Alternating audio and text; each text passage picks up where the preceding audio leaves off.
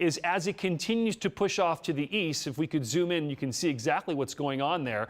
The red box indicates the tornado warning. You see this rotation. Remember, we're going to say this a lot today, the reds and the greens. Those are the winds inside the storm. The reds in one direction, the greens in the other direction, towards and away from the radar. And as this spin continues to move into southern, there's Mansfield, this is Richland County, it's likely that the Weather Service will issue a warning for southern Richland County, but we don't really have to wait for the Weather Service here. We're letting you know right now, if you live in southern Richland County, it's a very good idea in the next minute or 1 to 5 minutes or so, get to your safe spot and get ready, because this thing is likely producing a tornado. It's Doppler radar indicated, but it has been spinning, and if it's not on the ground, it's very close to it and could get down to the ground at any moment. So let's put a track on this. Belleville 445, Hastings 451, Perrysville at 5 o'clock, Loudonville, Mohican State Park. I know it's April and school's still in session, but a lot of folks a day like today, temperatures in the 70s with sunshine. Mohican State Park likely has a lot of folks there. If you have any friends or family down in the Loudonville area, in and around Mohican State Park, let them know that, hey, in the next 20-25 minutes, the weather's going to get nasty, and you may not only get a tornado, but more importantly, you're probably going to get potentially at least some heavy rains, even some hail and a gust of wind. On in the Killbuck then, after Ripley 521, Killbuck 528. That's the warned storm. Now, I would anticipate here in the next couple of minutes while we're on the air for this county, Richland County, to light up red with a tornado warning, just based on what's happening. Though so far the Weather Service hasn't done that.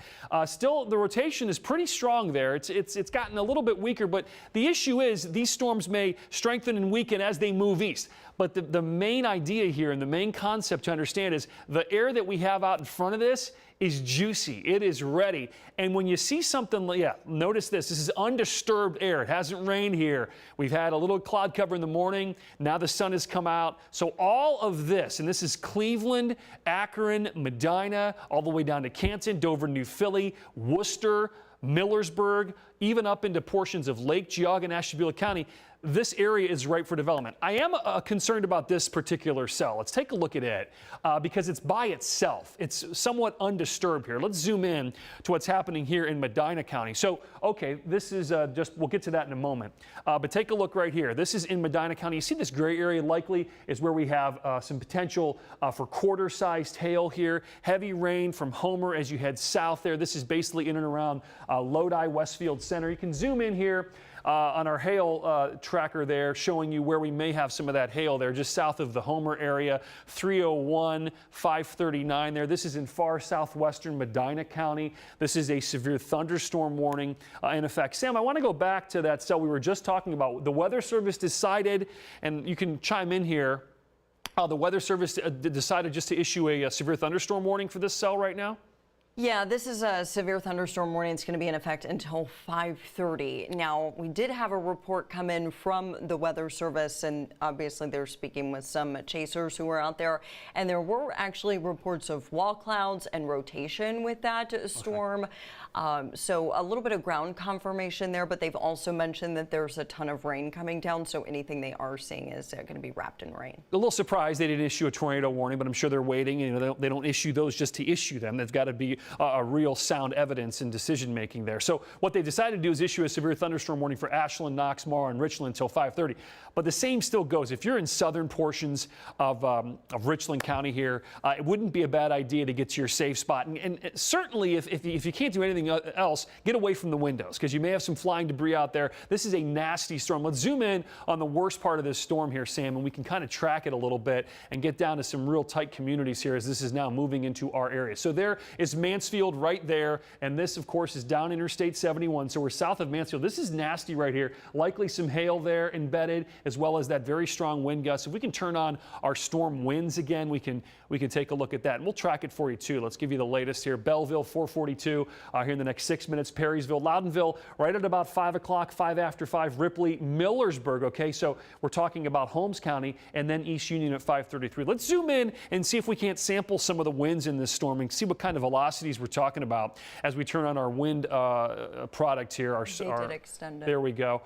So there we have it. This is a tornado warning now. So we officially, as we expected, we do have a tornado warning now for northern Ohio. So Something that we were expecting to happen has happened. I want to let the control room know as well. We're on Channel 19. We also now need to go on CW 43 to go on both stations here because of the increase in severity here. So what we've been talking about since we came on the air a little before 4:30, or at about 4:30, that this cell would likely cause a tornado warning. That has happened here. Let's get the latest info on this warning here as it moves off into portions of Richland County and also into Ashland County included in this as well, I believe. If we go back and take a look at the information on this particular warning, we can get that for you. There we go.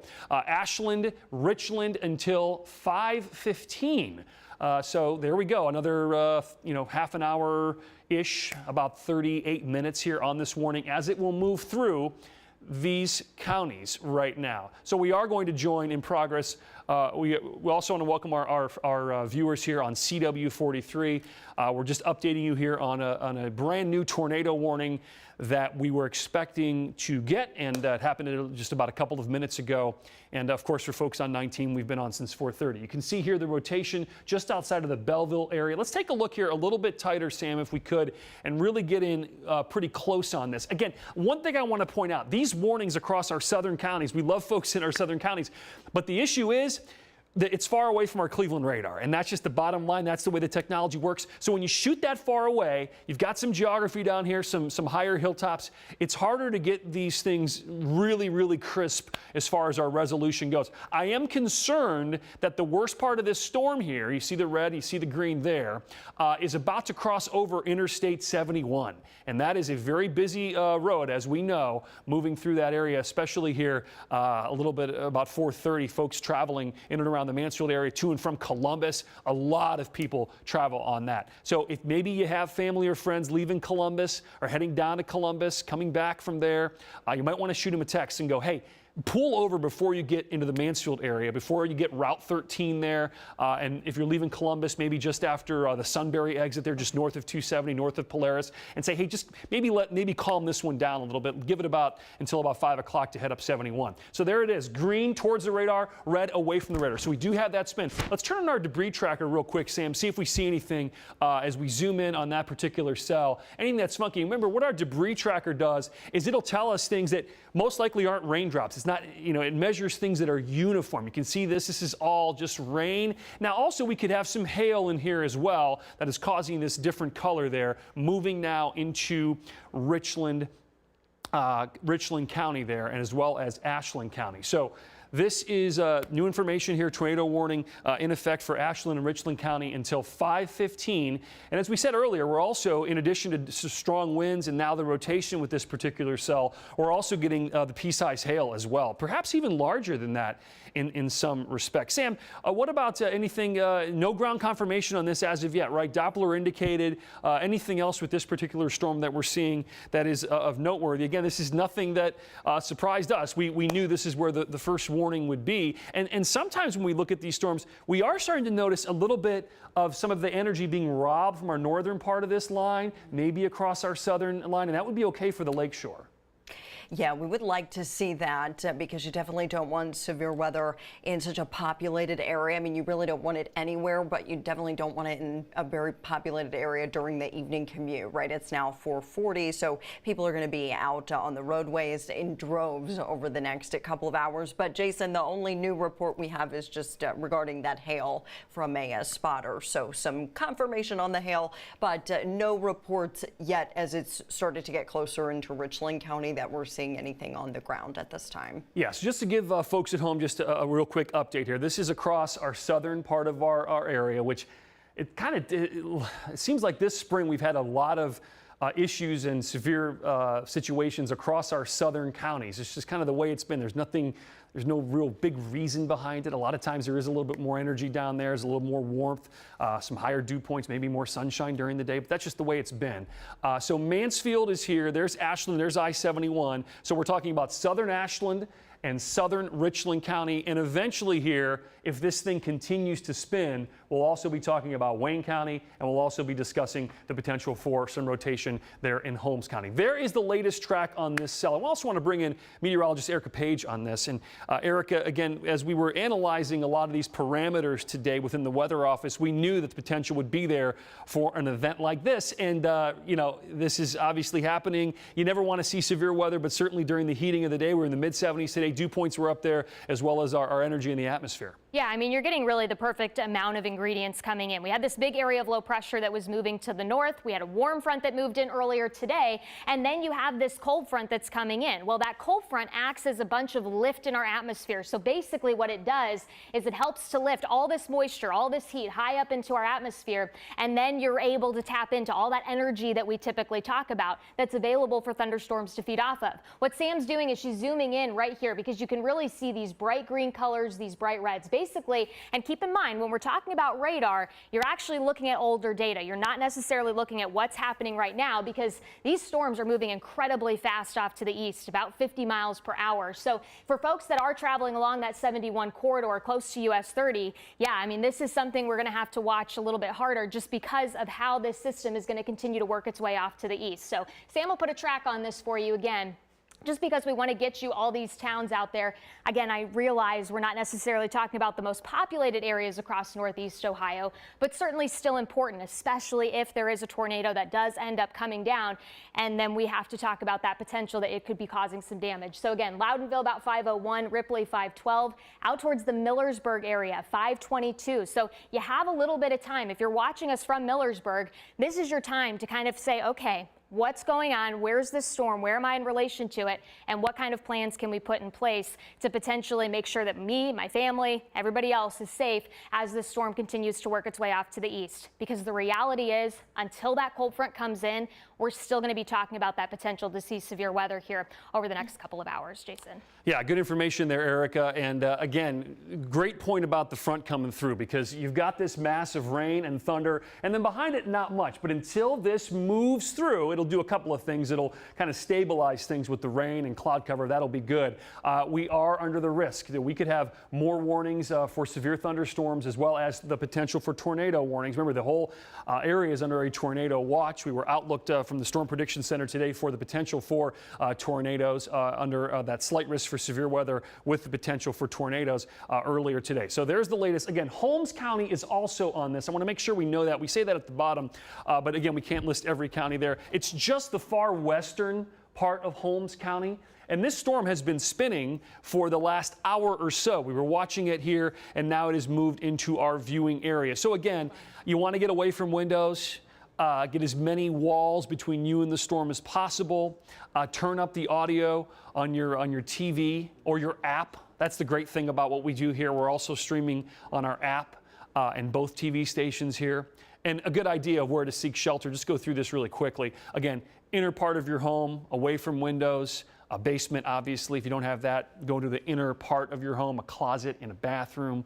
And remember, these storms Erica mentioned, they're moving fast. So you're not going to have to be doing this very long. Turn up the audio, and the three of us will get you through this as we move through the rest of the afternoon. And unfortunately, I do think we're probably going to be on here now for quite some time, certainly through 6:30, if not a little bit later, just because of the potential for these storms to continue to spawn tornado warnings. And it's the most important thing we do here at the TV station. So the warning was canceled for Holmes. Now, they did this because they're being smart. They don't want to panic the whole county, because sometimes counties have a list of things that they do when a tornado warning is issued, even for a small portion of it. So they don't want to panic folks unnecessarily there. But I will let you know, if you are in western Holmes County, especially northwestern Holmes County, just keep an eye and keep it right here. We'll let you know if that is issued for your county. That's where it would be.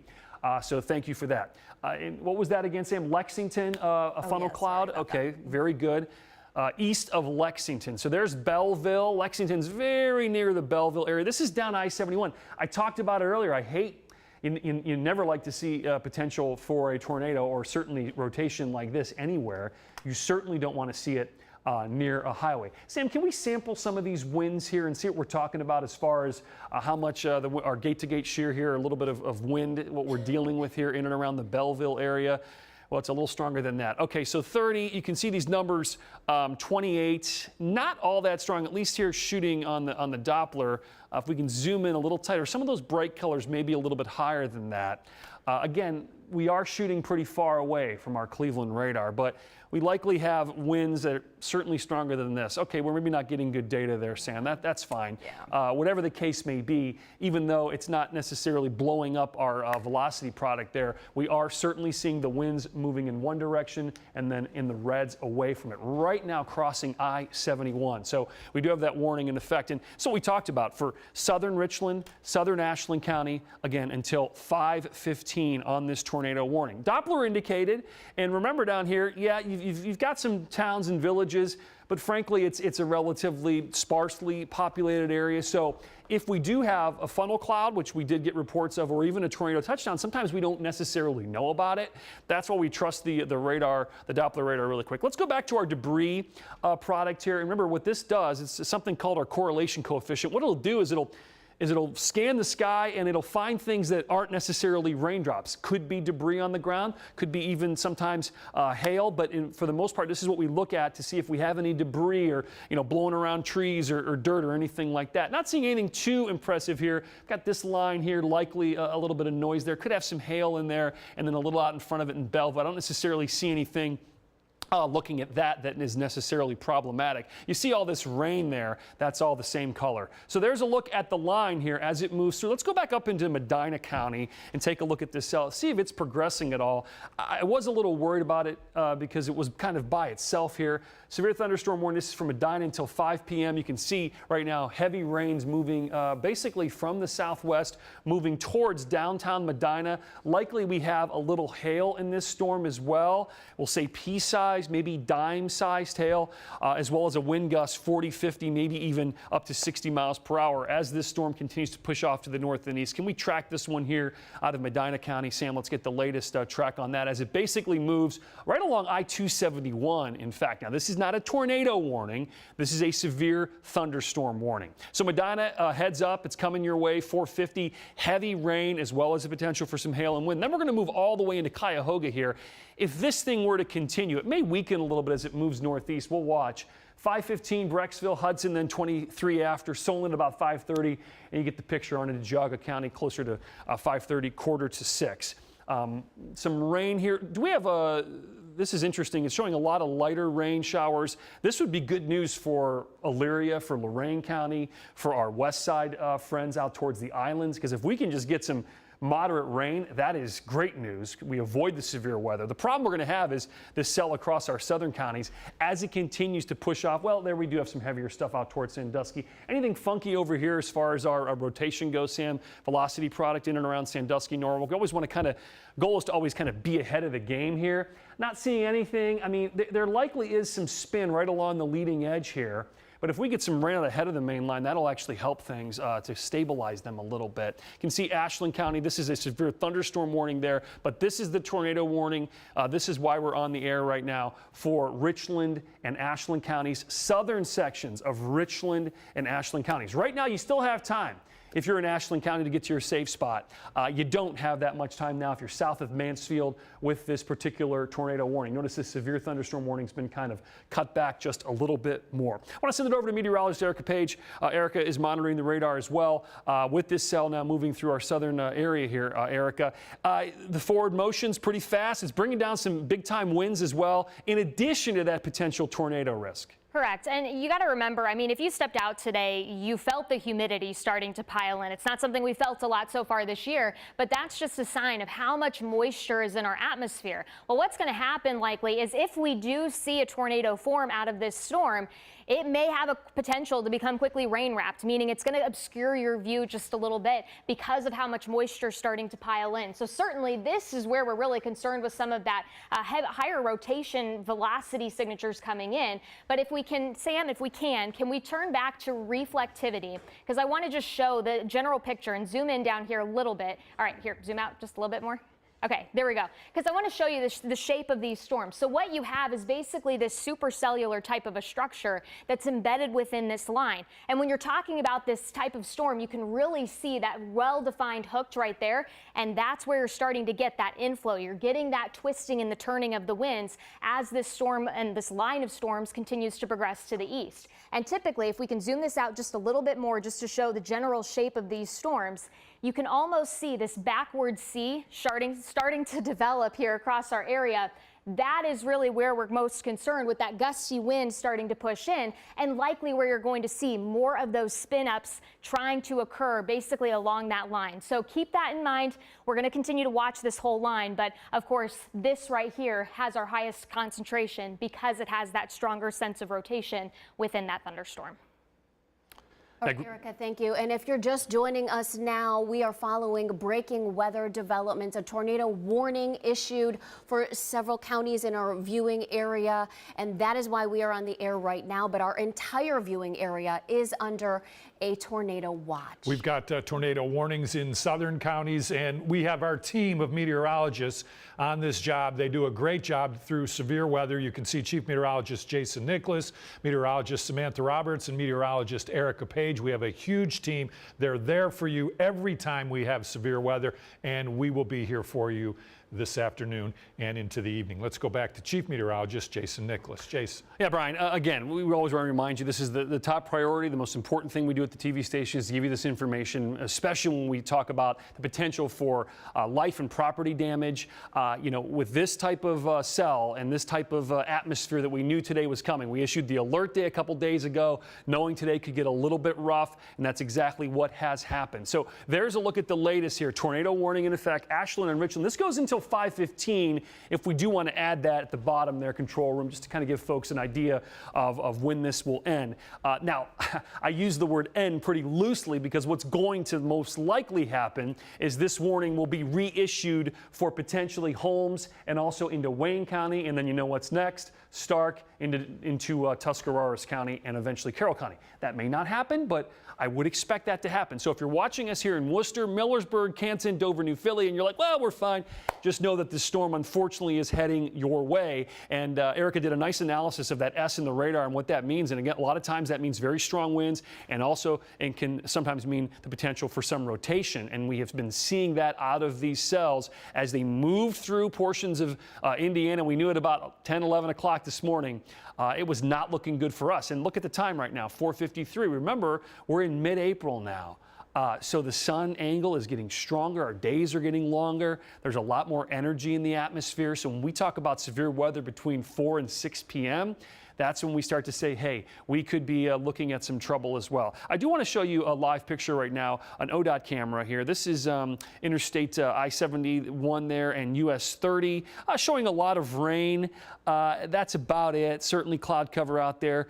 If we have any rotation, it could be rain wrap, meaning you're not going to be able to see it. You know, we always think about tornadoes, and you see them on YouTube or on certain videos, and you clearly see them. That's typically not what we get here in northern Ohio. Sometimes we can, but overall, a lot of times they're just inside of a lot of rain and even some hail. So that's why we say do not go outside and try to take photos of this.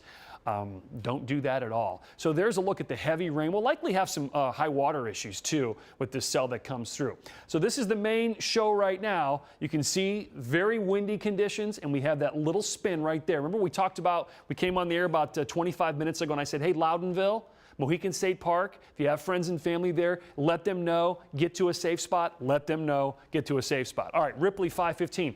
So Worcester, you guys are now kind of in our cone here. I do suspect that the worst part of this storm will likely be just south of Worcester in south central Wayne County. So if you're in downtown Worcester again, keep an eye and keep an ear out, but I do think it'll be just south. And again, as of now, no warning has been issued yet, but I wouldn't be shocked if we're standing on the air here that these counties light up, like this one did for Ashland and also for Richland County. East Union 531, Mount Eaton 537, Dover, New Philly, okay, I-77, 550 or so. These are estimations based on First Alert Doppler's ability to track the movement of this storm. And these storms are moving very quickly. That's a little bit of good news. So if you do have to get to your safe spot, it's not going to be for a huge amount of time. I still have a strange feeling about that storm in Medina County, Sam, but really hasn't, thankfully, it hasn't really shown any properties or any type of characteristics that would lead me to believe that we have something more than just heavy rain, potential for a little bit of hail, and a gust of wind out of this storm in Medina, and that's fine. That we hope for that. And again, I really, one bit of encouraging news that I have for our northern counties is the fact that we do have a little bit of light rain out ahead of this main line. We didn't have that across our southern counties, and a lot of times that can kind of stabilize things up a little bit. We're looking for a silver lining here, but overall, we're thankful to see that line of rain out ahead of the stronger line of storms. And the Weather Service is going to expire this morning. Yeah, I initially was very concerned about Medina County, but really looking at it now, it just looks like some heavy rain. If you're watching us from in and around the square in Medina, you might disagree with me because you likely have a little bit of hail west of Court Street there, west of US 42. As you head north and west of Medina, Route 18 heading out of the city near the Career Center there out towards Litchfield, Route 18. You likely have a little pea-sized hail there. This will continue north and east as you head up into Summit County, but frankly, I think it's going to lose a lot of its energy. It's already weakening. So we've got this here, Brecksville in the next 20 minutes, Bedford, Solon after that. But other than that, I really am not concerned about this one as much. Let's head back off to the west. Actually, Sam, do we have the ability to take a look at a little future view here to kind of track the line of showers and thunderstorms coming in so folks can kind of have an idea of when we will see an improvement? Is this our rapid refresh model? Mm-hmm. Yeah, okay. This is good. So you can see here things moving through. There's still pretty rough there at 6 p.m. I think that might be overdone a little bit. And then on into our eastern counties by about 7 p.m. And then you can see by about 8 o'clock, pretty much gone. Posted this earlier, the worst weather window today, 4 p.m. to 8 p.m. I think by 8:30, certainly by 9 o'clock, while we have a watch for some of our eastern counties for tornado watch, that will allow to be, it will expire, allowed to be expiring there towards the latter part of the day. So this, again, is what we're watching. Now, I just want to let everyone know, Vermilion, it's a township down there. It's spelled differently from the beautiful town along the lake shore. A lot of times people say, why is your map wrong with Vermilion? That is an actual township there, north of Loudonville, south of Ashland there, into central and southern portions of Ashland County. Any new info on this warning, Sam, other than it's still Doppler indicated? They're still keeping it going right now for our southern counties. Anything new from our friends over at the Weather Service here as we approach almost 5 p.m. On a Wednesday afternoon? Yeah, so new report here coming in from the Weather Service. Train spotter, State Route 13 and I-71 in Richland County. So this is south of Mansfield. I'll turn the velocity product back on so we can see where this is in relation to the spin. So it was spotted, the funnel cloud, around I-71 and State Route 13. So that would be north of the Belleville area. Yeah, that's a big exit too. There's all those restaurants there. People stop there between Columbus and Cleveland. It's about halfway. So that is a significant area where a lot of people are. So likely that did occur if they did see something like that. And then another one just coming in, multiple trees down between Butler and Belleville. So this is causing some damage. Live trees about, let's see, 1.5 feet in diameter, snapped approximately 3 feet above the ground. So no specific tornado report yet, but when you factor in the damage report and then the reports of the funnel cloud, it does lead you to believe that something is probably dropping, maybe then lifting, coming back down, just based on what we're seeing here. Yeah, that can happen. And again, as Erica mentioned, this is it's not totally 100% live. This is a little delayed, so sometimes we wait for that new scan to get new information on this. But as Sam mentioned, sometimes if there is a spin up, it could be up into the atmosphere, up into the clouds, and then it does drop down and could go right back up. That's why sometimes with damage surveys, you look at a housing development or an area and you see roofs off of one home and then another home's not even touched. I've even seen, we've done stories here across northern Ohio where schools have potentially been hit and books were still on the bookcase in a library. Meanwhile, the gymnasium is gone. So that can sometimes happen with a tornado. It can be even a 0 or a 1, a weak tornado, the typical tornadoes that we do get here in northern Ohio. And again, when you look at this velocity product, nothing really necessarily stands out at you, though we do have a little bit of that spin right there. You can see here off to the west of Worcester. I do want to go to meteorologist Erica Page right now as we continue to track these storms here at 5 o'clock. Erica, this is something we knew that would likely happen today, and we are getting that warning. This was a cell we've been watching for about an hour or so. Yeah, I mean, we saw this cell pop up out to our west, and we knew because it was on that southern end that we were likely going to be seeing that potential that it does not run into a whole lot that's going to really inhibit any of its strength. So as it continues to work its way off to the east, yeah, it doesn't really have a whole lot that's impeding any type of weakening structure out of this storm. You don't see a lot of rain developing down to the south, and really this is that main area where we're most concerned that you're likely still going to hold on to, at the very least, to damaging wind potential. But if you get on like the northern side sometimes of these backward shaped seas, that's where you can get a little bit of that rotation to spin up. So certainly something we're going to continue to monitor as that tornado warning still remains in effect until 5:15.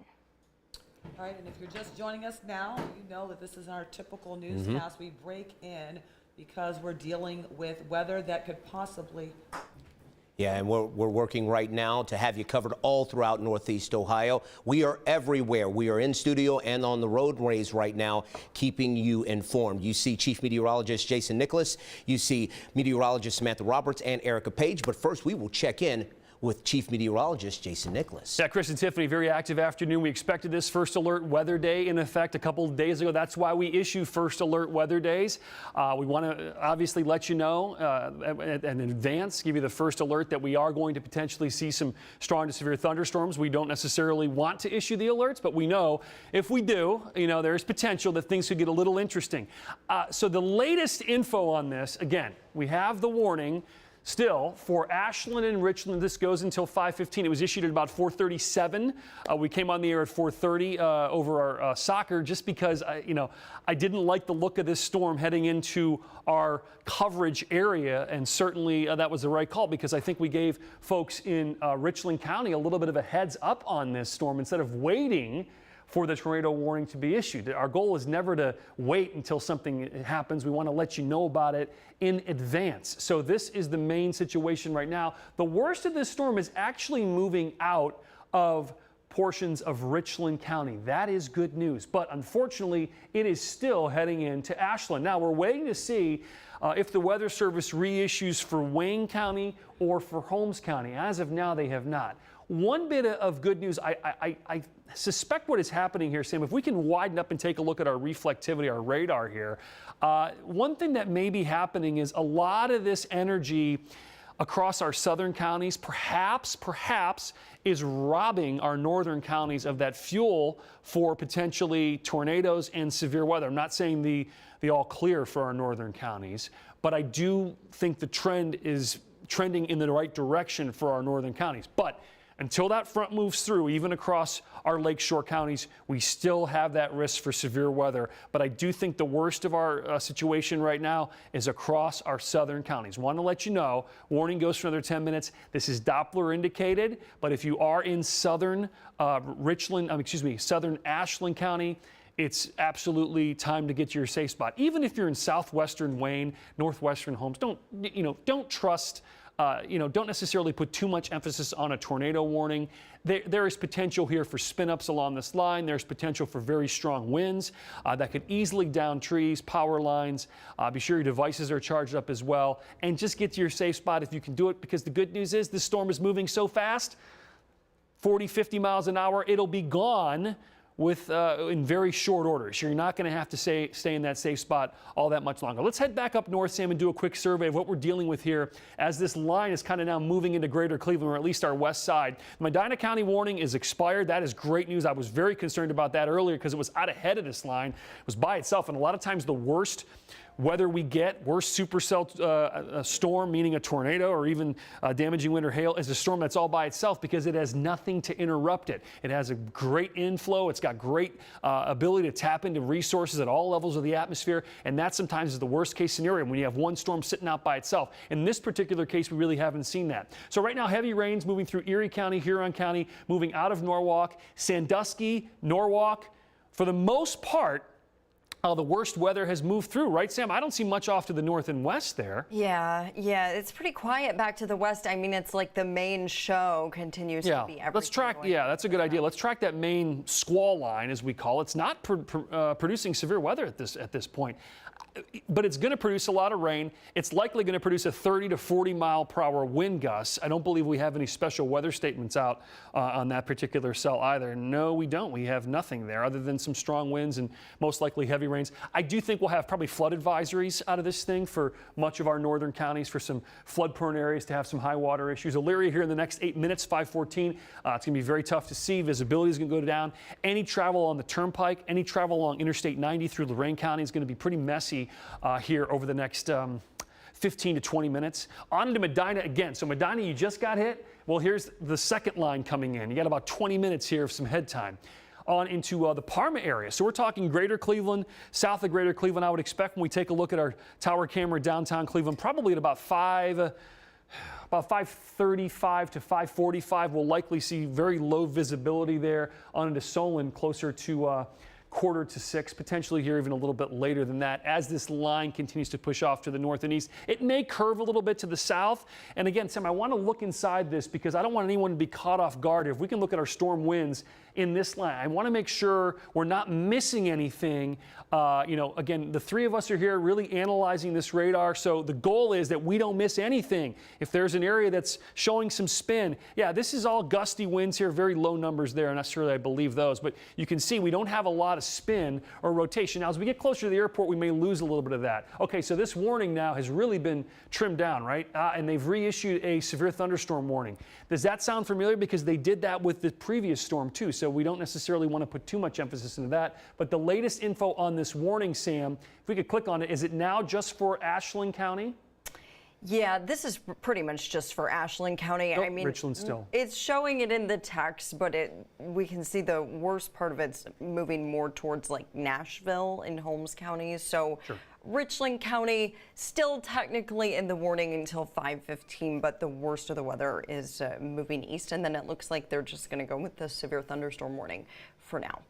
Yeah, and I would suspect this signature of that rotation has gotten a little bit weaker over the past 15 to 20 minutes. When this thing was hauling off to the west, it was looking pretty rough, and that's why the tornado warning was issued. So hopefully, fingers crossed, I'd be happy to report this, if they don't necessarily reissue this warning for Holmes and for Wayne County. That would be fine with us.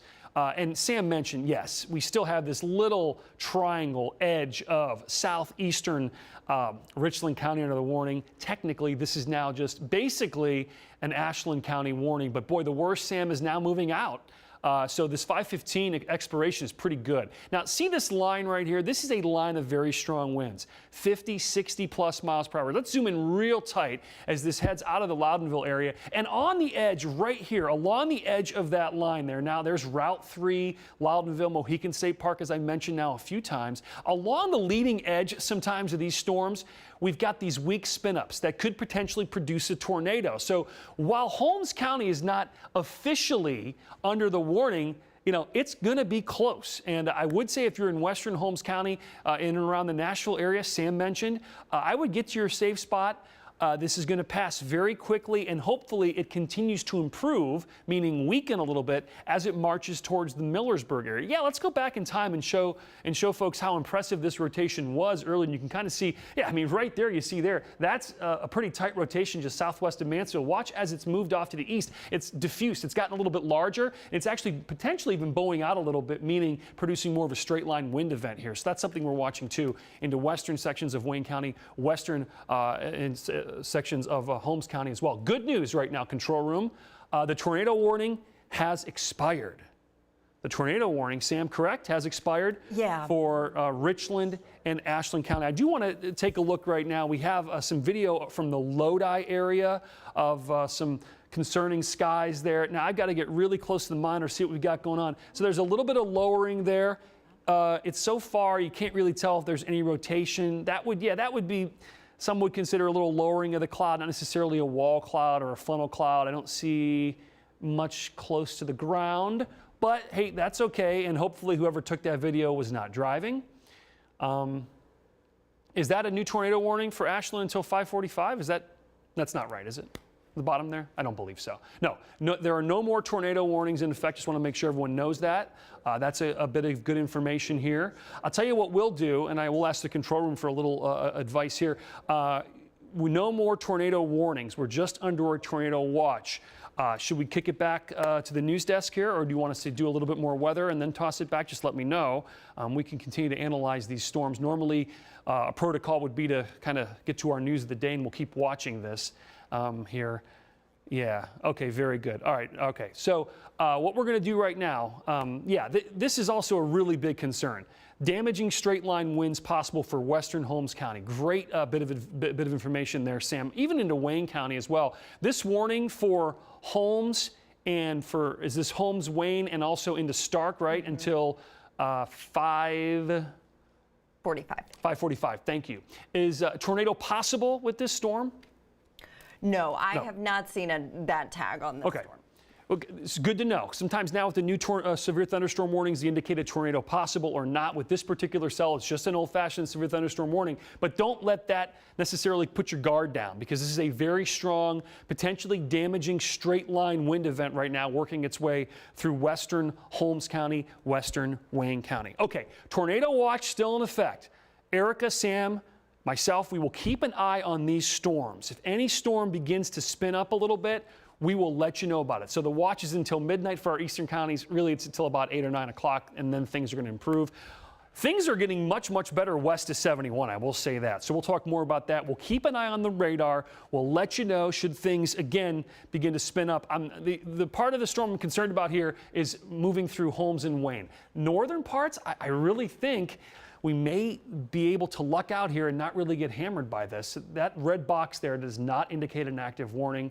Our system has to reset that. But there is a look. I really think this is turning into more of a straight line wind event for Wayne County, Holmes County, and even as you head down to the south. Okay, we will take a break. We're going to regroup. We'll be back with our local news headlines. And of course, as you know, we will always be all over what's going on with our First Alert Doppler and let you know if anything does change here. We'll have more coming up after this.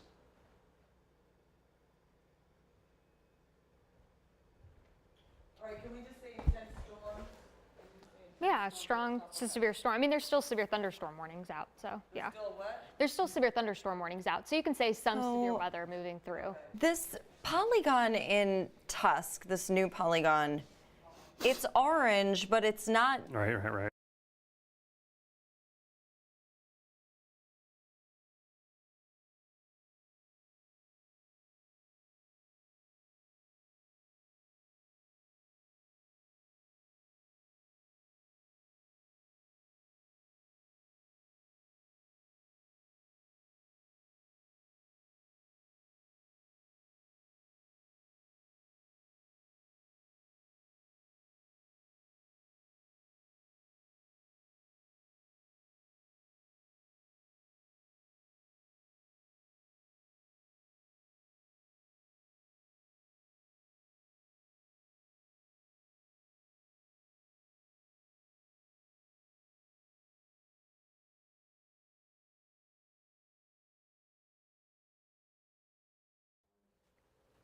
I got you.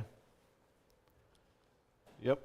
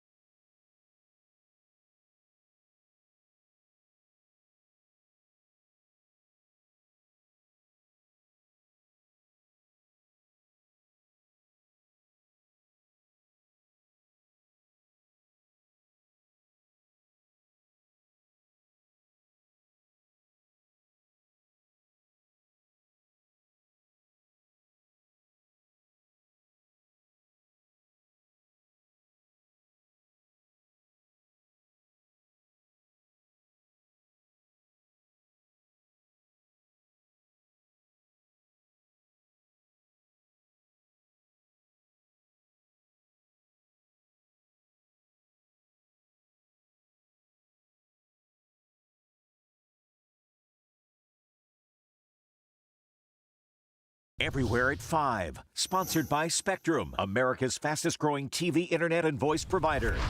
Covering the breaking news happening everywhere. Reporters live on the important stories everywhere. Tracking your first alert weather everywhere. 19 News is everywhere. Now at 5. And we begin tonight by continuing to track fast-moving storms, some of which could be intense. That's why our team has prompted a 19 First Alert Weather Day. Thanks for joining us everywhere at 5. I'm Chris Fry. And I'm Tiffany Tucker. We have team coverage tracking the weather. Yeah, 19 First Alert Chief Meteorologist Jason Nicholas is here with an update. Jason. Yeah, Tiffany and Chris, thankfully right now nothing has changed. No tornado warnings in effect. We did have that one earlier. Thankfully that has not been continued, at least the warning for that. But it still is a nasty storm. We'll talk about that in a moment. See the boxes here. If we can switch over to weather 2, that would be great. The boxes here indicate where we do have that tornado watch in effect, and that goes until midnight across our eastern counties, western counties until 7. So still the entire area is under that tornado watch currently. But take a look. This is all the rain right now moving through.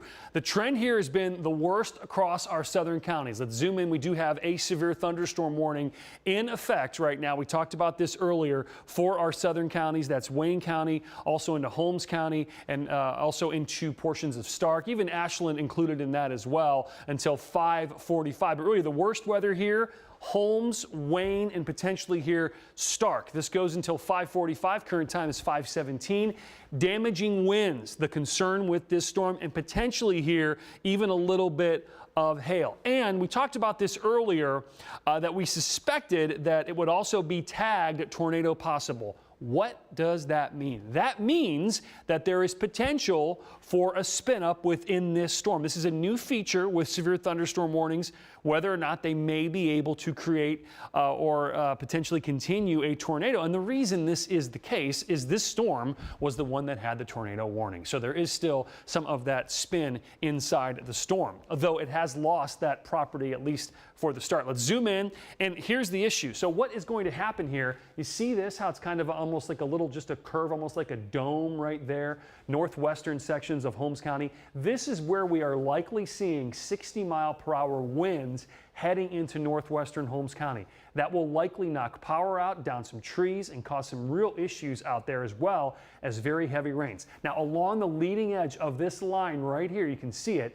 we likely may have a few of those spin-ups there. Seek shelter in western and central Holmes County. Yeah, especially here, Millersburg and West. And we also don't want to forget about our friends in southwestern Wayne County, though there's not a lot of Wayne County with this. The worst part right now is right along the county border there. Let's zoom in and get some towns. Yeah, the town of Ripley, Shreve, that's right along 226, Holmesville along 83, Nashville right now getting pounded. See that pink area just outside of Nashville right there? That's likely where we have that 50 to 60 mile per hour wind gust. All right, so that's the warning right now. We're watching it. They could easily issue a tornado warning, and if they do, we'll let you know about it. Heading back farther north, a lot of heavy rain right now, but not a lot in the way of rotation. So heavy rains right now moving through Lorain County. In fact, that's where we find our Brittany Weir. She is in our weather beast today. And Brittany, you're in the Vermilion area, the one along the lakeshore, not the township in Ashland County. And I'm assuming you're dealing with a lot of heavy rain, low visibility. Have you seen or heard any hail, and how much thunder? Yeah, we haven't heard seen any hail yet, but we did see some lightning. We did hear some thunder earlier. I don't know if you guys can hear right now that rain. It is coming down pretty heavy. We are on Route 2 headed east, just past Vermilion, to show you what it looks like outside. About 30 miles outside of downtown Cleveland, but we've got that heavy rain coming down. We've got our windshield wipers going, and I know from the camera it looks like it's a little bit brighter, but it's actually pretty dark out here. That visibility, it is a problem. So if you are on the roads, make sure you've got those headlights going. A photographer who is driving right now is going about 10 miles under the speed limit just to be safe. Those roads, they are wet, they are slippery. Again, that heavy rain, it is coming down now. Again, we're on Route 2 outside of Vermilion, headed east. And I don't know if you guys just saw that, but we did just see some more lightning out this way. So again, during that rush hour, if you guys are leaving work, you want to give yourself plenty of extra time. The roads, they're slick, it's wet, it's hard to see, so you want to be as safe as possible. But we'll continue to keep you guys updated as we continue to drive on the roads here and track this storm. I'm going to send it back to you guys in the studio. Reporting live, Brittany Weir, 19 News. Here's some thunder there in the background, too. Well, you're gonna really want to watch First Alert Focus tonight. It is Cleveland's only all-weather newscast featuring the 19 News team of meteorologists. They'll be all over the storms out there. You can watch it weeknights at 7:30 on WUAB 43. New video just released. A slow-speed chase on the west side early this morning. Officers say they tried to stop a man for a broken taillight. But he wouldn't pull over for them for miles. Our Dan DeRose joins us now with more video and details on this one wild ride. Yeah, chases are never funny. This one is a little bit more curious because of how slow it was going. It started as a high speed. I'm going to show you our suspect here who does eventually get arrested. This is Nathaniel Blevins, facing a number of charges. Take a look at the video. This is what I call parade speed chase. If you were a good jogger, you could have outrun this, going as slow as 6 miles an hour at some point. You can see here they're going to try a pit maneuver. In fact, they tried more than 5 times. But when you're traveling so slow, it's tough to get a car to spin out. They also tried stop sticks 5 times. This was this morning from about 12:50 a.m. to 2:20. It went through the communities of Westlake, Avon Lake, and Bay Village. And again, all of it at about parade speed. You can see here's a school zone going even a little slower. They're going to get several agencies involved, and eventually here is the pit maneuver that works because it simply puts the car in the ditch. Officers then gave commands to get Blevins to turn himself in. Keep coming.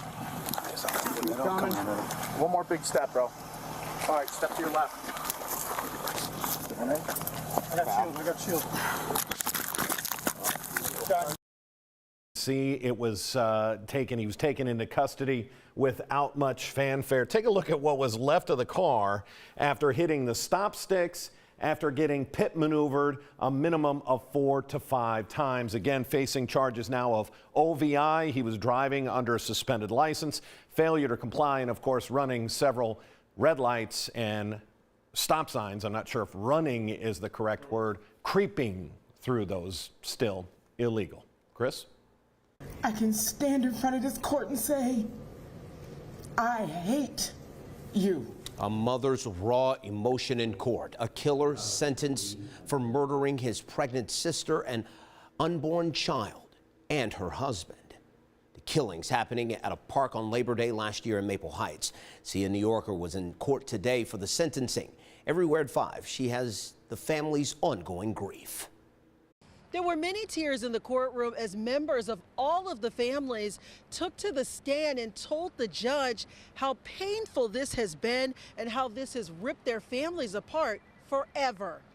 Jason Iverson stood in Judge Richard Bell's courtroom after pleading guilty to the charges: aggravated murder of his sister Mercedes, her husband Norbert, and their unborn child Ava. He also pleaded guilty to shooting his 13-year-old son, who survived. Investigators say last September, Iverson shot and killed the 3 at a church picnic in Maple Heights. One of those bullets from his gun grazed his son's head. In court, prosecutors showed surveillance video of Iverson with the gun and the moments leading up to the shootings. Here comes the defendant chasing after him. One by one, members of both of the families took the stand in person and virtually and described the insurmountable pain of losing their loved ones this way. You took a whole family because you wanted to. I don't know what monster took you over, Mr. Iverson, but whatever it was, you destroyed a lot of people. Iverson hung his head and cried when his 13-year-old son collapsed at the podium, describing the toll the tragedy has taken on him. At times, after everything first happened, I kind of blame myself a little bit for Mercedes passing because it was like it was so close to being me instead of her. And for a little while, I really blame myself for moving my head and missing that. In handcuffs, Iverson read from a written note and apologized to all of the families for killing loved ones. I destroyed the whole family that day. I did. And I deserve whatever punishment that's coming towards me. The judge sentenced Jason Iverson to 3 life sentences. 3, 2, 1. The judge sentenced Jason Iverson to 3 life sentences without the possibility of parole for Mercedes, Norbert, and their unborn child, Ava. He also sentenced him to 8 years in prison for shooting his own son. The entire sentencing is on our website at cleveland19.com. Reporting at the Justice Center, CNN New Yorker, 19 News. Well, police make a disturbing discovery. 9 dead dogs inside and outside a home. The man who may be behind it on the run. 19 News uncovering it is the second time he's been in trouble for animal cruelty. Katie Tursek with the shocking details. I mean, it's just sad. It's a sad state of affairs. And you never think it would be going on in this neighborhood. A Stark County neighborhood in disbelief. 9 dogs found dead at a Jackson Township home. People who live on Lake Springs Avenue wondering who could do such a thing. A few of our other neighbors have smelled smells. That was disturbing, and I just think it was just like enough was enough. On Sunday, someone called about a possible case of animal cruelty. When Jackson Township officers and Stark County Humane Society showed up, they found a grisly scene. And we saw a lot of the stuff that was happening the past couple of days. A lot of police and people walking in hazmat suits just checking out what was going on inside the house in the garage. David Lewis watched it all unfold. Like, if you saw pictures of the inside of the house, it is a wreck. He was staying in the garage. He would not go inside of the house. Jackson Township police say they are looking for this man, 54-year-old Tommy Stamblezowski. Stark County court records show Stamblezowski was indicted back in March on 2 counts of animal cruelty. Police had found the 2 malnourished pups and 1 dog dead in a garage at the same property in January. Stamblezowski entered a not guilty plea and was released on a $10,000 bond. Now 1 month later, this. We would hear dogs barking through the night, and we were calling, a lot of us here were calling the police, trying to get someone to come and take a look at it, and they finally did. If you know any information about this man's whereabouts, Jackson Township Police ask that you please give them a call in Jackson Township. Katie Tursek, 19 News. Cleveland's most accurate weather team, tracking a 19 First Alert Weather Day. All right, we continue to keep you informed of the conditions out there. We have had tornado watches. We've had some warnings for some areas. Yeah, the potential for severe weather is tonight. It's still ongoing. Of course, the 19 First Alert Weather Team has you covered. We've been bringing you the first alert on these storms leading up to today. 19 First Alert Chief Meteorologist Jason Nicholas rejoins us about what's happening right now, Jason.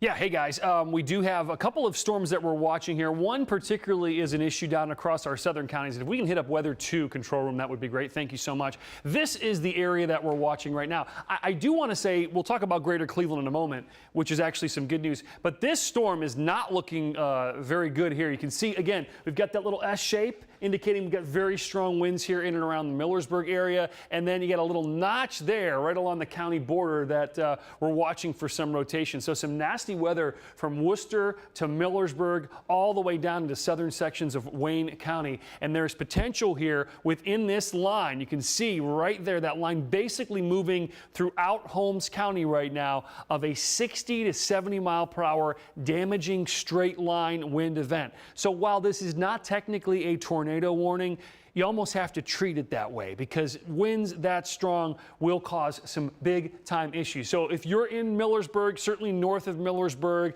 right there where it's kind of bowing out there, the farthest point, That's where the winds are at its strongest. And again, along that line, we may have a little rotation. We have a little notch right there. That could also be a spin up, and another little spin up potentially south of Holmesville. So it would be a good time if you're in central portions of Holmes County, even into eastern portions of Holmes County, to get to your safe spot, because when we talk about winds this strong, that is a big deal. Warning for Holmes, Stark, and Wayne until 5:45. We're watching it. If we see anything that looks a little bit worse than just straight line winds, although there's nothing just minor about straight line winds, we will let you know about it. Quick look at the track here as it moves off very quickly to the east. Millersburg now in the next 8 minutes. Sugar Creek 5:47 on into Dover, and eventually into Carroll County potentially a little bit after 6 o'clock. Okay, in Elyria right now we have our Brittany Weir and the Weather Beast again. You've moved out west there. The severe weather, Brittany, hasn't been all that bad the farther north you go. What you're dealing with mostly is some heavy rain, right? Yeah, lots of heavy rain out here. Luckily, the winds aren't too bad, but you can definitely hear that rain hitting our windshield. Visibility is definitely an issue right now. I'm going to show you what it looks like outside on the roads. We are on I-90 near Elyria or Lorain area, about 30 miles west of Cleveland, downtown Cleveland. You can see there are lots of cars on the road right now. We're hitting that peak travel time, people leaving work, trying to get home. Those roads, though, they are slick. So you do want to make sure you're slowing down, you're giving yourself enough time, enough space between the car in front of you. And also, like I said, our camera, it looks a little brighter than it is. It is pretty dark out here still. So you want to make sure you have those headlights on. You can see a lot of the cars on the left side of our screen, they have their headlights on, making it safe for everybody. You know, something I do want to point out is we have seen a couple cars, you know, pulling over on the side of the road, putting their hazards on if they're not feeling safe driving. Also, a lot of lightning out here tonight as well that we just saw come across the screen. So lots of rainy conditions, lightning storms. So be careful if you're heading out on the roads. Going to send it back to you guys in the studio. We'll give you more updates later in the show. Reporting live, Brittany Weir, 19 News. All right, getting to some other news of the day. Nails in his driveway, debris damaging his car. A Cleveland man says a neglected home next to his is creating a costly and really dangerous situation. He's counting on the 19 troubleshooter to get this issue resolved.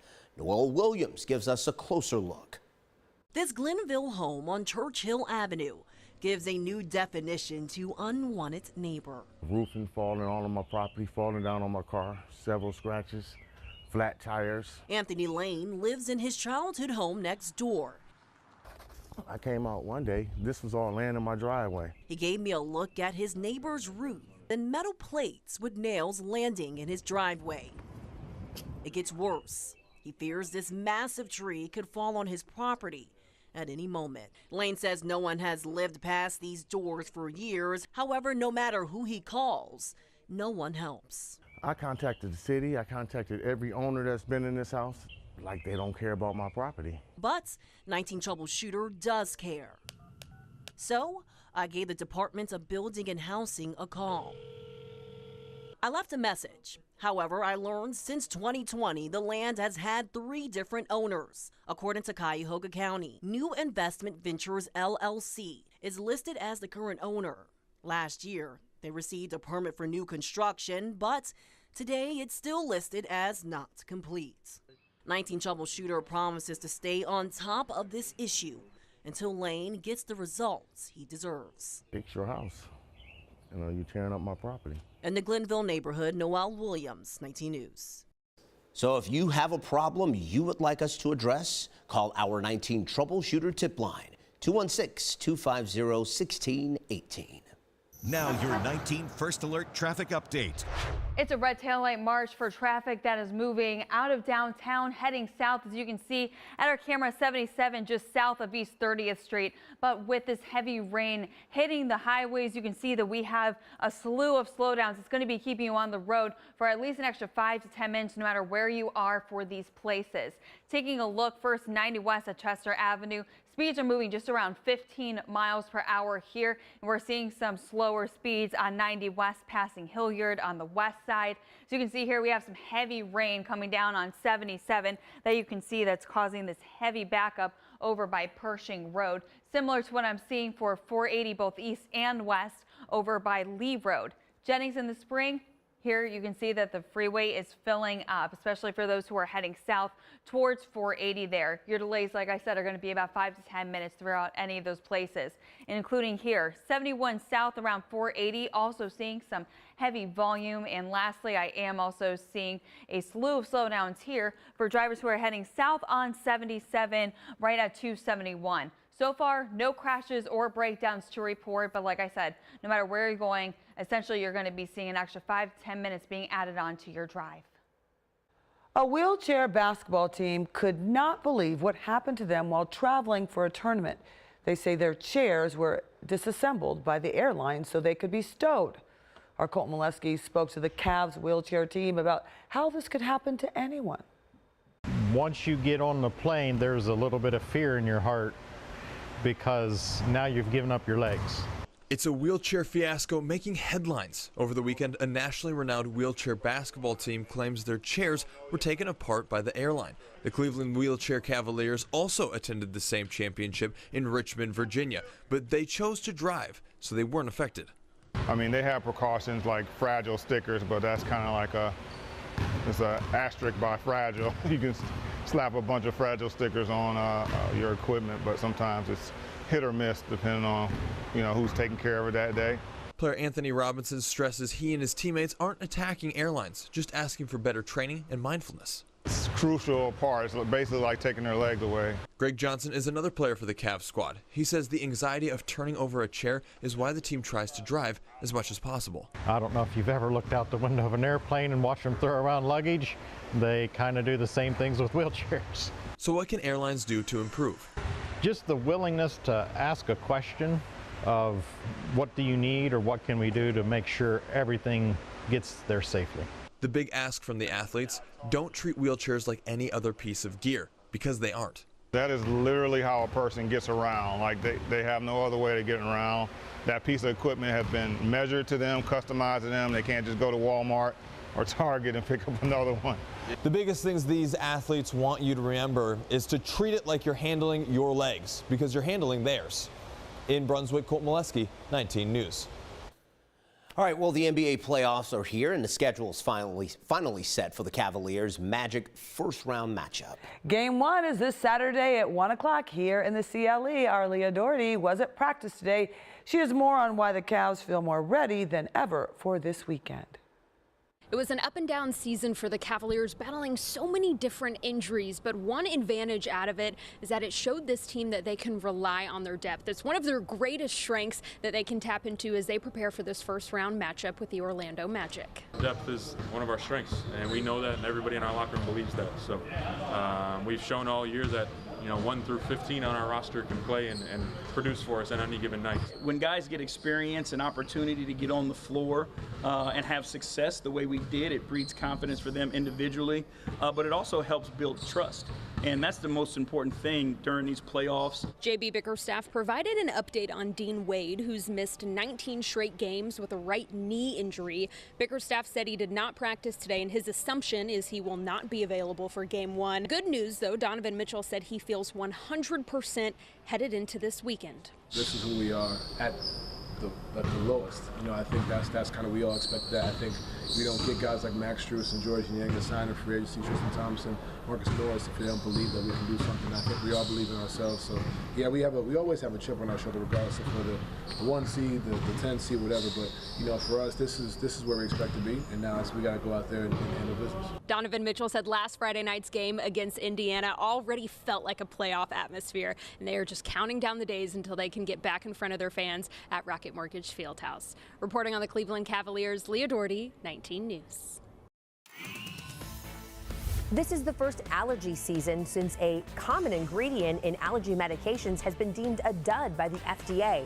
So what is somebody sniffling supposed to take this year?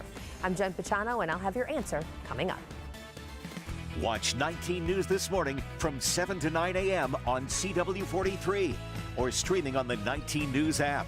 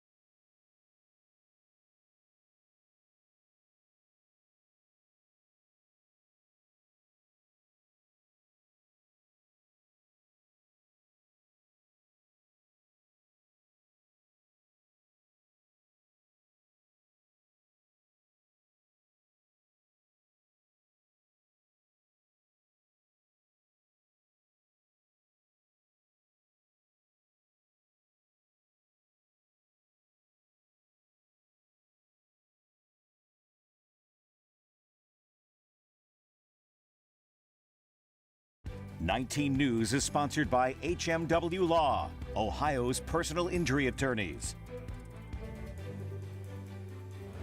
Oh, those spring allergies seem to have come on earlier than normal because of our mild winter, which I'm not complaining about the winter, No but doubt about it. Yeah, adding to that misery, this is the first spring allergy season since the FDA said one of the most common over-the-counter decongestants is not effective. Consumer reporter Jen Pachano looks into what allergy sufferers should be taking for relief this sneezy season.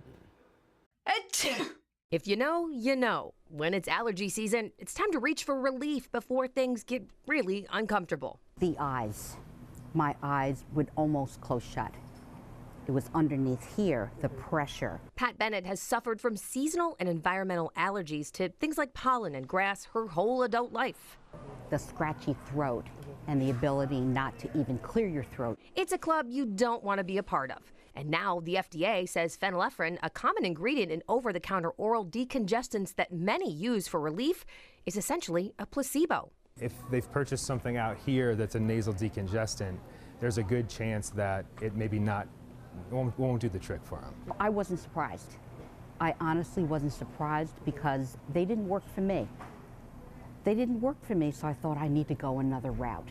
Many allergy sufferers are doing just that, exploring other ways to stop the sniffling and the sneezing that spring often brings on. Discount Drug Mart pharmacist Chris Peshek says medicines with pseudoephedrins that you can get with an ID behind the pharmacy counter are still a good option for a decongestant. But the first line of defense is an antihistamine like Zyrtec, Claritin, or Allegra. Those can be pricey, but there are generics available. You're having symptoms, you're having runny nose, watery, itchy eyes, and you ask the pharmacist just what type of product is going to be right for me, and they can help choose one that is appropriate for your budget, is appropriate for your symptoms, and is safe for any other medications you might be on also.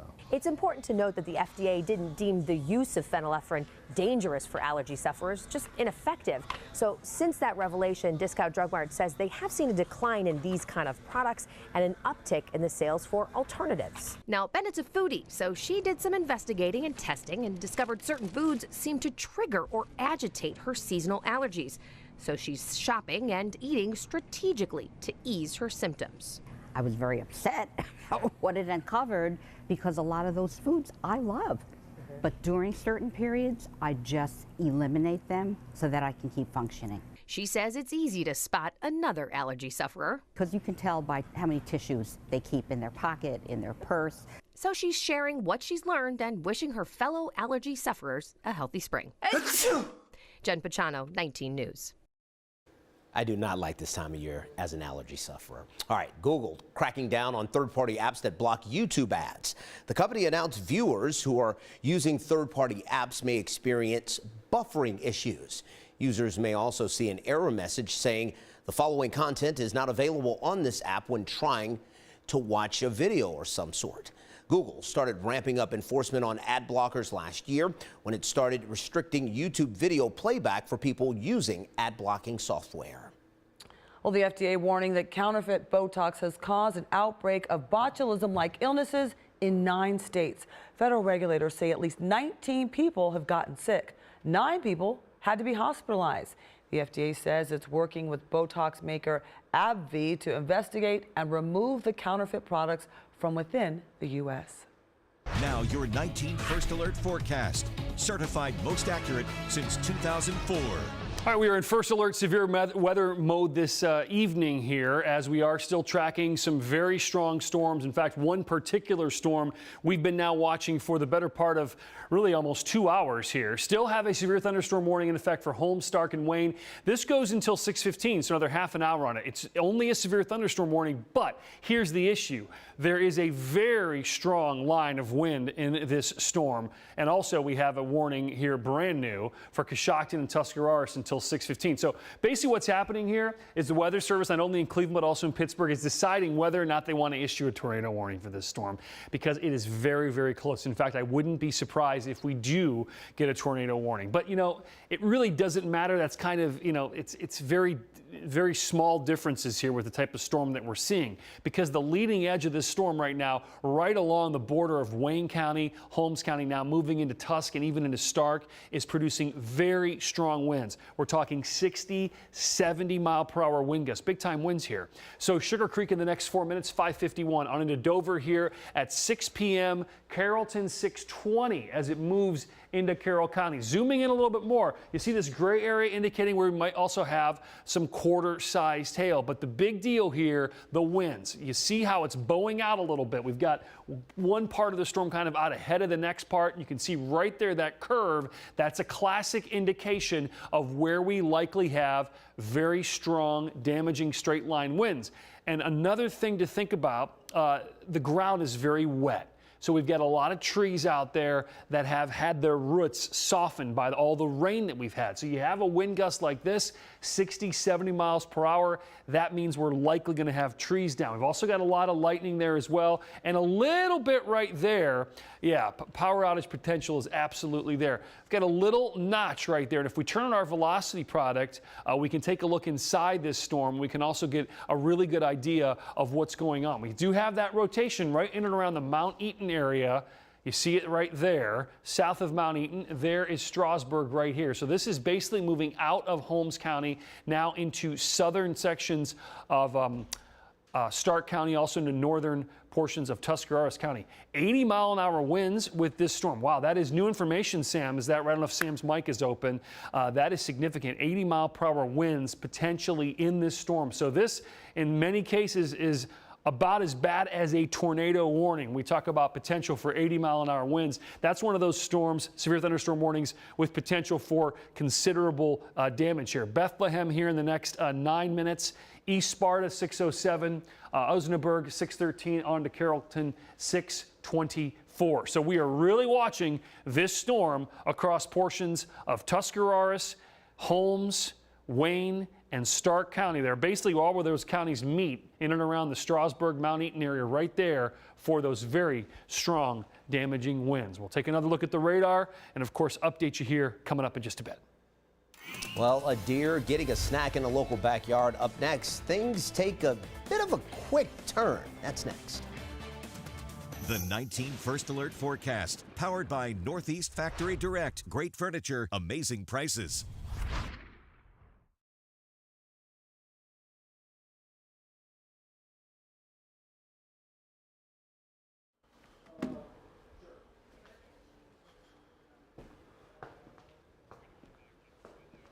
Oh, Clear. there we go. That soccer game just ended, so Brian, this is in Brian's You're going to plan all re-edit that along. package, right? This is Brian's playing all along. You know, I got one text. You got one text, really? My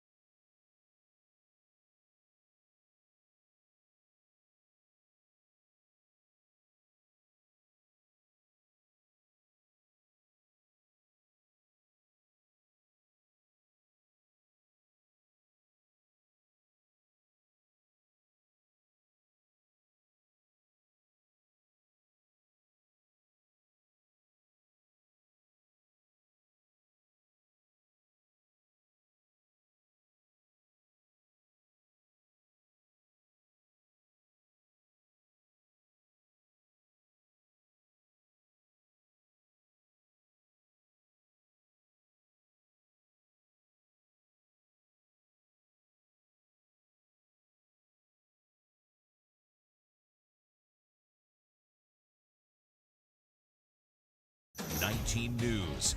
First, fair, everywhere.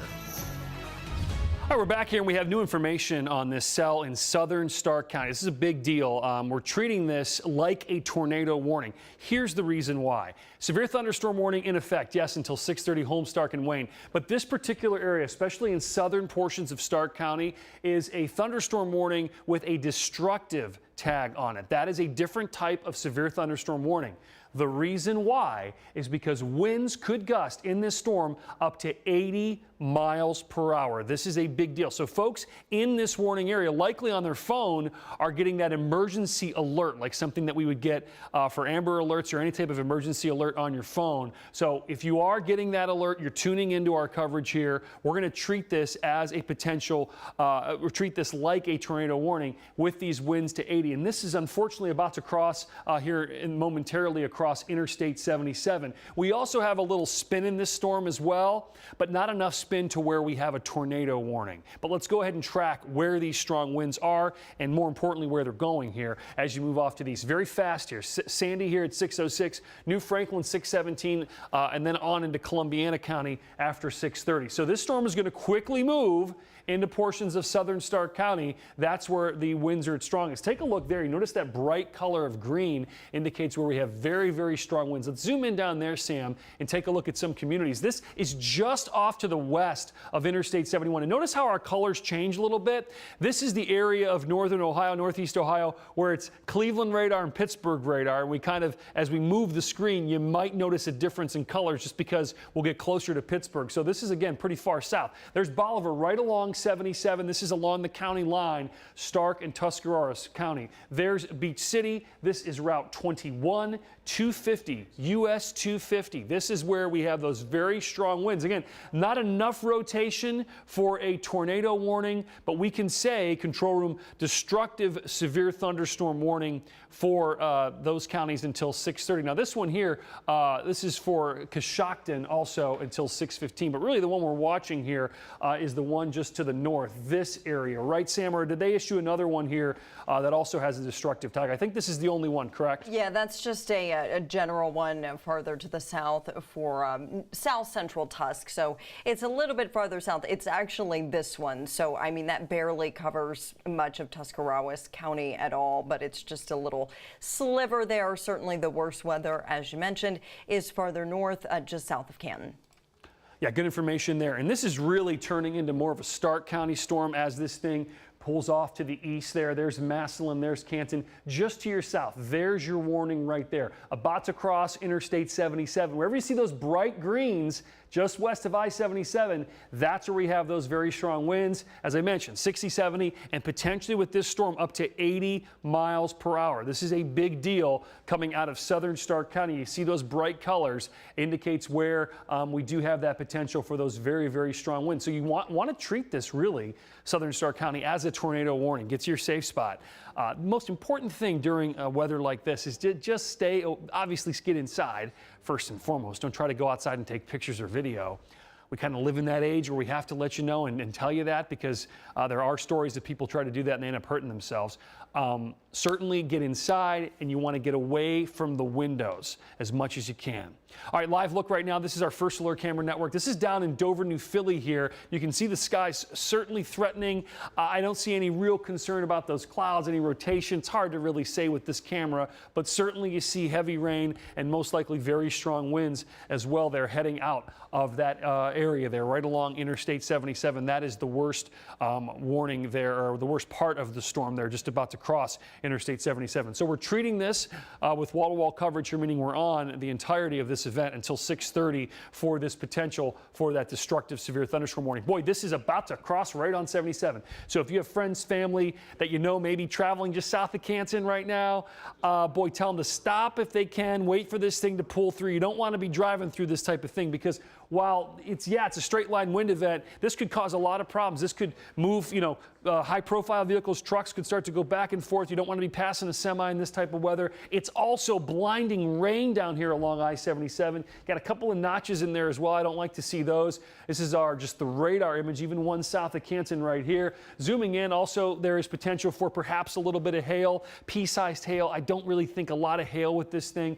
What we're also going to have with this storm is undoubtedly some high water issues. This is a lot of rain right now falling in southern Stark, also into northern sections of Tuscarawas County. High water issues certainly possible, most likely a flood advisory for some low-lying areas for that high water trouble. And then off to the west, things are improving. And I just want to get a quick view here. I know folks in greater Cleveland may be wondering what's happening here. We're getting a lot of thunder, a lot of heavy rain as well across northern Ohio right now. In fact, downtown Cleveland is getting pummeled, but not much in the way of thunder at this point. Still some thunder south of the city down into Medina County, but we don't have much in the way of any rotation. We do have some strong winds, 30, 40 miles per hour, but thankfully it looks like greater Cleveland has been spared from today's severe weather. I do say that with some high level of confidence just based on the track we've seen. And again, a lot of that lighter rain came in earlier this afternoon, kind of stabilized the atmosphere a bit. So while that front did encounter some better energy and some better storm ingredients across our southern counties, we really didn't see that replicate across our northern counties. So we have a warning for Coshocton and Tusk. This is the southern edge until 6:15, but the big action here is across southern sections of Stark County there. Considerable damage possible. That's why we're treating this almost like a tornado warning. Oh, also there down through the Dover area. What does that say? Do you have new information on this particular cell there in the Dover area for Tusk? Yeah, that warning Tuscarawas? is just... It's also tagged as tornado possible and considerable damage possible, as well as that potential for 80-mile-per-hour winds. So it's like the whole line now is super strong, including, like you were just talking about, the northern edge. So with what's coming into areas south and west of Dover, you want to take that seriously as well. All right, good information, Sam. Let's toss it back over to the news desk. Our 6 o'clock news is beginning with Tiffany and Brian, and a pretty active day. Guys, we knew this was going to happen when we get, we issue an alert day just out ahead of these storms, and of course the goal is to always be right on it, and we were on it about 4:30 this afternoon, about 7 minutes before that first tornado warning of the day. Thankfully right now, no tornado warnings, but Brian, Tiffany, you and I discussed the real problem with this particular storm south of Canton. Yeah, we're definitely staying on top of the strong and the fast-moving storms throughout the day. And we have people calling in and saying, why are you on air? We're doing this not to scare you. We're doing it so that you are notified and you can be safe. As always, the First Alert Weather team's been preparing you, as Jason just mentioned, for these storms for days now. That's right. Destructive thunderstorm warning for some in our southern counties. We've had a tornado watch across our entire area, then some tornado warnings in some of our southern counties. So thank you for joining us. I'm Tiffany Tucker. And I'm Brian Duffy. Our team coverage, of course, at 6. We have our team of meteorologists, Erica Page, Samantha Roberts, Chief Meteorologist Jason Nicholas, all working this storm. Okay, and we're going to start with 19 First Alert Chief Meteorologist Jason Nicholas. Jason, where that line of storms right now? I know a lot is going on as we've been on the air since, a little after 4 today. Yeah, again, the situation with this line, it's a cold front coming in. We're going to cool off a little bit. We were in the mid-70s today, and you notice that sunshine around lunchtime. The winds, the breeze was blowing. It was beautiful.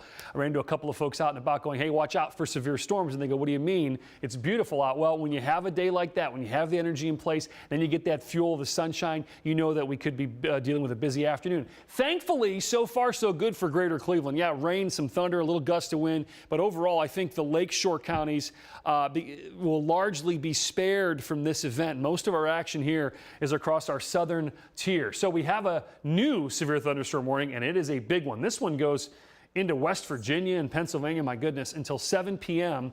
for Tuscarawas, Carroll, Coshocton counties there. This is a big warning, and it's all basically due to this line. Let's track this squall line.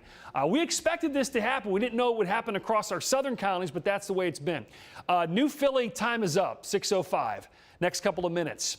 Brown, 6:18, Carrollton, 6:30, and then out of here for us. We still have the destructive severe thunderstorm warning. This is why we're on the air and treating this almost as a tornado warning, because we have potential there for 80-mile-an-hour winds. But even in this cell, 70-mile-an-hour winds, tornado possible. There's a good chance, while we're on the air here at 6 o'clock, that this cell is warned for a tornado again. There's a potential for that. I want to just let you know that, especially if you're in Tuscarawas County or even into southern Stark County, there is potential for a tornado warning to be reissued for this storm. Let's look ahead, look inside the storm, and boy, we are really seeing these bright colors. This is where likely between Strasburg and Dover, right there, crossing I-77, see that very bright green color? That's likely where we're seeing those very strong winds. Again, 60, 70 mile per hour wind gusts. What about north, Sam? Into Stark County. That's kind of been our worst part of the storm here. Those strong winds are in and around Canton, but still looking at that very strong wind gusts just east of Bethlehem here, crossing I-77. Again, this warning was issued here about 15-20 minutes ago for basically for Holmes, Stark, and Wayne. Really now the threat has been trimmed back, not officially yet, but likely will be trimmed back if it already hasn't for Stark County. Sam, is this just for Stark now?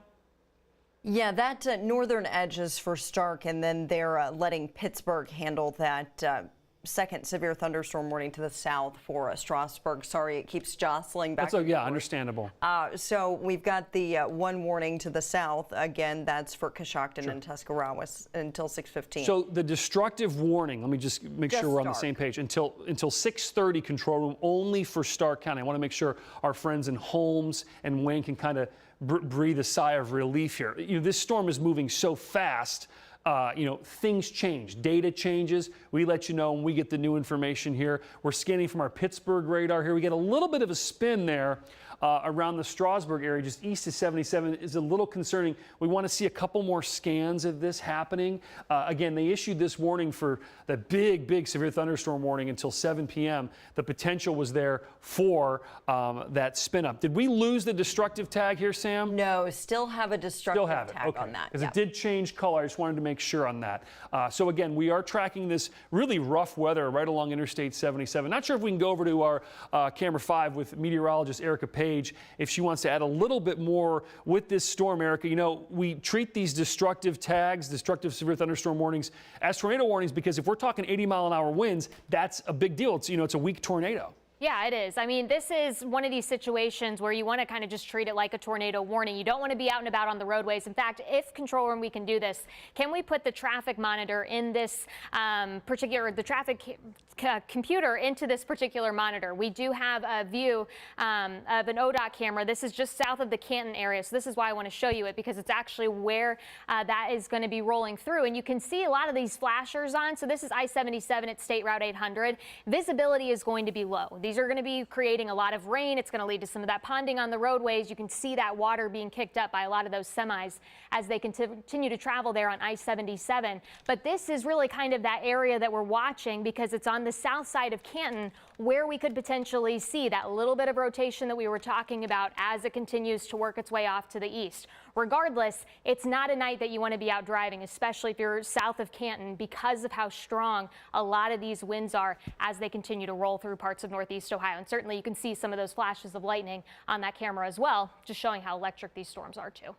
Yeah, and obviously we're also going to be dealing with heavy rain and high water issues there along, especially along I-77 and any roads off of 77 because of all this rain that we've been seeing. And something also to think about is the trees. You know, we've had so much rain, more rain today. These trees start to sway just a little bit and could also, snap off. We've had reports of that, especially in the counties, Ashland County, portions of Richland County as well, and that could cause some power outages too.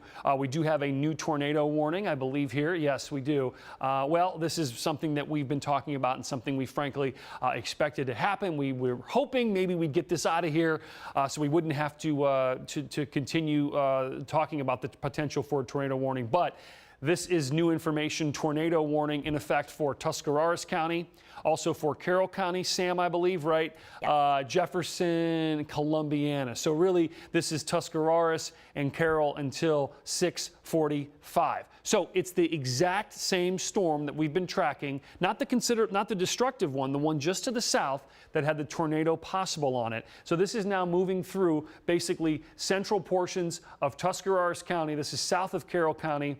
Let's go ahead and get a new track on that. This is using our Pittsburgh radar here. There's a look at the spin. Let's track this storm. What's the movement on this storm off to the east, Sam? This one's moving east at 45.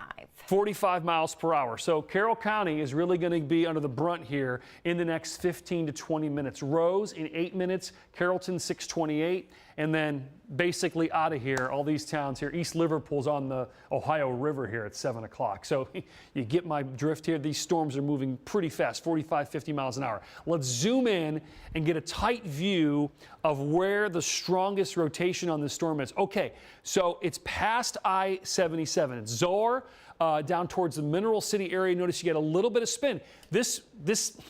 We just talked about this particular area about 5 minutes ago, saying, hey, we have some spin here. We'll have to get more scans. If the scans start to line up, the Weather Service will likely issue a tornado warning. That's exactly what they did do. So here's a look, red and green. This is now from our Pittsburgh radar. So green moving towards the radar, red moving away from the radar. We get a little, it's a weak spin up, but there's enough there to where the Weather Service says, hey, we may have either a tornado forming and it could potentially drop down, or something is very close to ground level. Let's go ahead and switch over to our debris tracker, Sam, just to see if we've got anything there that is a little bit more interesting. I don't see a ton here. Yeah. Again, what the debris tracker does, you see all this color here, all the uniform maroon color, that indicates heavy rains. Wherever you see a little bit of this is some noise. This is some potential for, either strong winds or even potential for some rotation, but we're not seeing a real bullseye, which is what we normally would see if we, say, had a tornado on the ground. It would be digging up all this dirt, some trees, tree limbs, you get it. This could be the potential for most likely some very strong winds at the ground, on the ground, blowing things around, a little bit down to the south there, Dover. Look, it's not a good time to be out and about in Tuscarawas County right now. Or into Carroll County. So there's the town of Rose. That's in far western Carroll. There's your spin. This is why the tornado warning has been issued here until 6:45 for Carroll and Tuscarawas County. This storm is moving pretty fast, though, and eventually will be out of the area. Sam, any info on this? Is this, obviously, Doppler indicated any type of storm reports there from this, or any more news from the Weather Service? Also, update us quickly on the storm in Stark that has the destructive tag on that. Is that still in play? So that's still in play for sure to the north and southern Stark. So regarding the tornado warning to the south, we don't have any spotter reports on this at this time. It is radar indicated, which is a good sign. We've got some hail, at least per the warning, quarter-sized hail possible with this one, but nothing in terms of ground confirmation at this time. Carrollton, the storm will be in your area at 6:20. So you have 10 minutes. Our computer's saying 6:31. I would say like 6:25. Yeah, better to err on the side of earlier than later, right? For sure. So seek shelter immediately in Carrollton.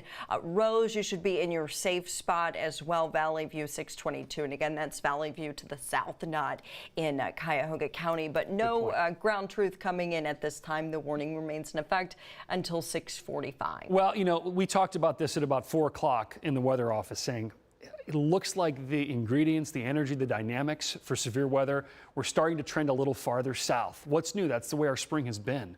And northern counties really didn't get the brunt of it, almost had the energy stolen and redistributed across our southern counties. And that's basically what has happened. So good news for Cleveland, Medina, Akron, Lakeshore, but not the best of news across our southern counties. We knew we'd have most likely a couple tornado warnings today, and that's exactly what has happened. There's your spin right now. It looks pretty small, but believe me, down there, it is nasty stuff. The good news is it has passed over I-77 and now is moving into Carroll County. There's the town of Rose. You guys are up next. So again, you know the drill. If you're in western Carroll County, that is part of our television market. That's how television markets work. They get us down here. We're certainly on cable down here, and folks are able to receive our signal in Carroll County. So we treat this, again, like any tornado warning, even if it was happening in Stark County or in Summit or Cuyahoga County. Everybody's equal. Everybody deserves the same amount of coverage, because if this was coming down your street or coming into your town, you would demand that coverage from us. So that's what we provide, even for areas across our southern counties. Maybe folks have never even been down here into Carroll County.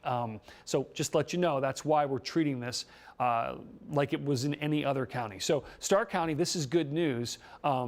downgraded to a normal severe thunderstorm warning, 60 miles per hour. It doesn't surprise me at all here because we have lost a little bit of that energy there.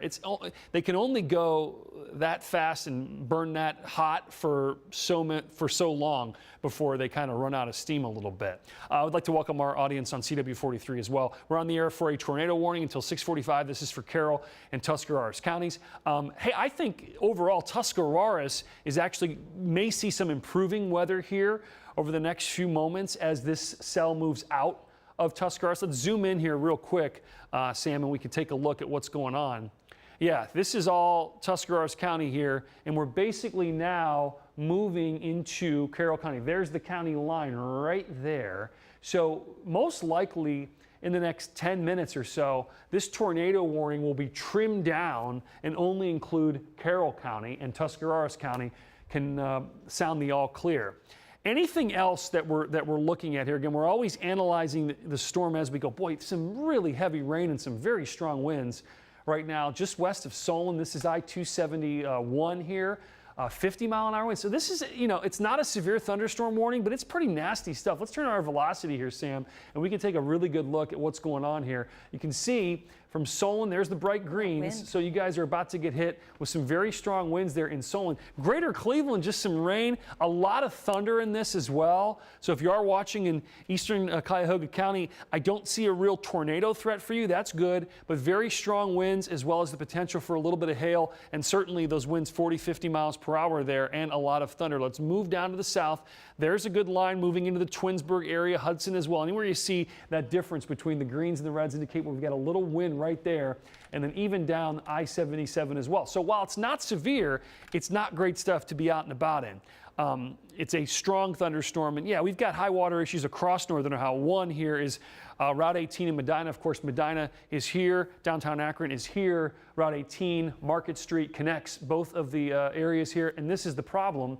Right along the county line, there is a road, Medina Line Road, and most likely any lower areas in those roads, flood-prone areas, are likely seeing high water issues.